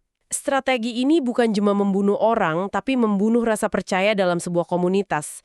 Dampak psikologisnya pasti luar biasa dan bertahan lama. Tepat sekali. Inilah yang pada akhirnya jadi bumerang bagi pemerintah. Kekerasan negara yang begitu ekstrim dan merusak ini justru menjadi alat rekrutmen paling efektif bagi GAM. Justru jadi senjata makan tuan ya? Betul. Fokus perlawanan pun perlahan bergeser. Kalau di awal pemicunya adalah ketidakadilan ekonomi, di era DOM, perjuangan GAM berubah menjadi perlawanan terhadap pelanggaran HAM berat yang dilakukan oleh aparat negara. Jadi, kekerasan negara. Alih-alih memadamkan, justru memperkuat narasi perlawanan itu sendiri. Jadi, kalau kita tarik benang merah dari semua ini, kesimpulannya cukup mengejutkan ya? Sangat. Konflik berdarah di Aceh ternyata bukanlah takdir yang sudah tertulis dalam sejarah atau budayanya. Sumber ini menunjukkan dengan sangat kuat bahwa tragedi ini adalah konsekuensi langsung dari serangkaian kebijakan yang dibuat di Jakarta. Bisa kita ringkas dalam 2 poin utama. Pertama, model pembangunan Orde Baru yang sangat sentralistis dan eksploitatif, Ya, itu menciptakan lahan subur bagi rasa ketidakadilan dan kekecewaan. ekonomi menjadi bahan bakar awalnya. Oke. Kedua, dan ini yang paling fatal, adalah respons negara. Dengan menggunakan doktrin militer yang mengandalkan teror sistematis dan memaksa warga sipil terlibat, negara mengubah apa yang tadinya sengketa politik menjadi spiral kekerasan yang brutal dan tak terkendali. Tepat. Negara yang seharusnya menjaga warganya justru menjadi pemicu utama penderitaan mereka. Sebuah kesimpulan yang sangat kuat. Negara sebagai pemicu utama kekacauan. Dan analisis Robinson ini meninggalkan satu pertanyaan provokatif untuk Anda renungkan. Apa itu? Jika sebuah negara, terutama yang otoriter, yang seharusnya berfungsi untuk menjaga persatuan, justru menjadi pemicu utama munculnya kekerasan separatis. Apa artinya ini bagi cara kita memandang konsep persatuan nasional? Apakah persatuan di sebuah negara yang sangat beragam seperti Indonesia paling baik dipertahankan melalui kekuatan, sentralisasi, dan represi? Atau jangan-jangan persatuan yang sejati justru tumbuh dari keadilan, desentralisasi, dan pengakuan tulus terhadap hak-hak setiap warganya?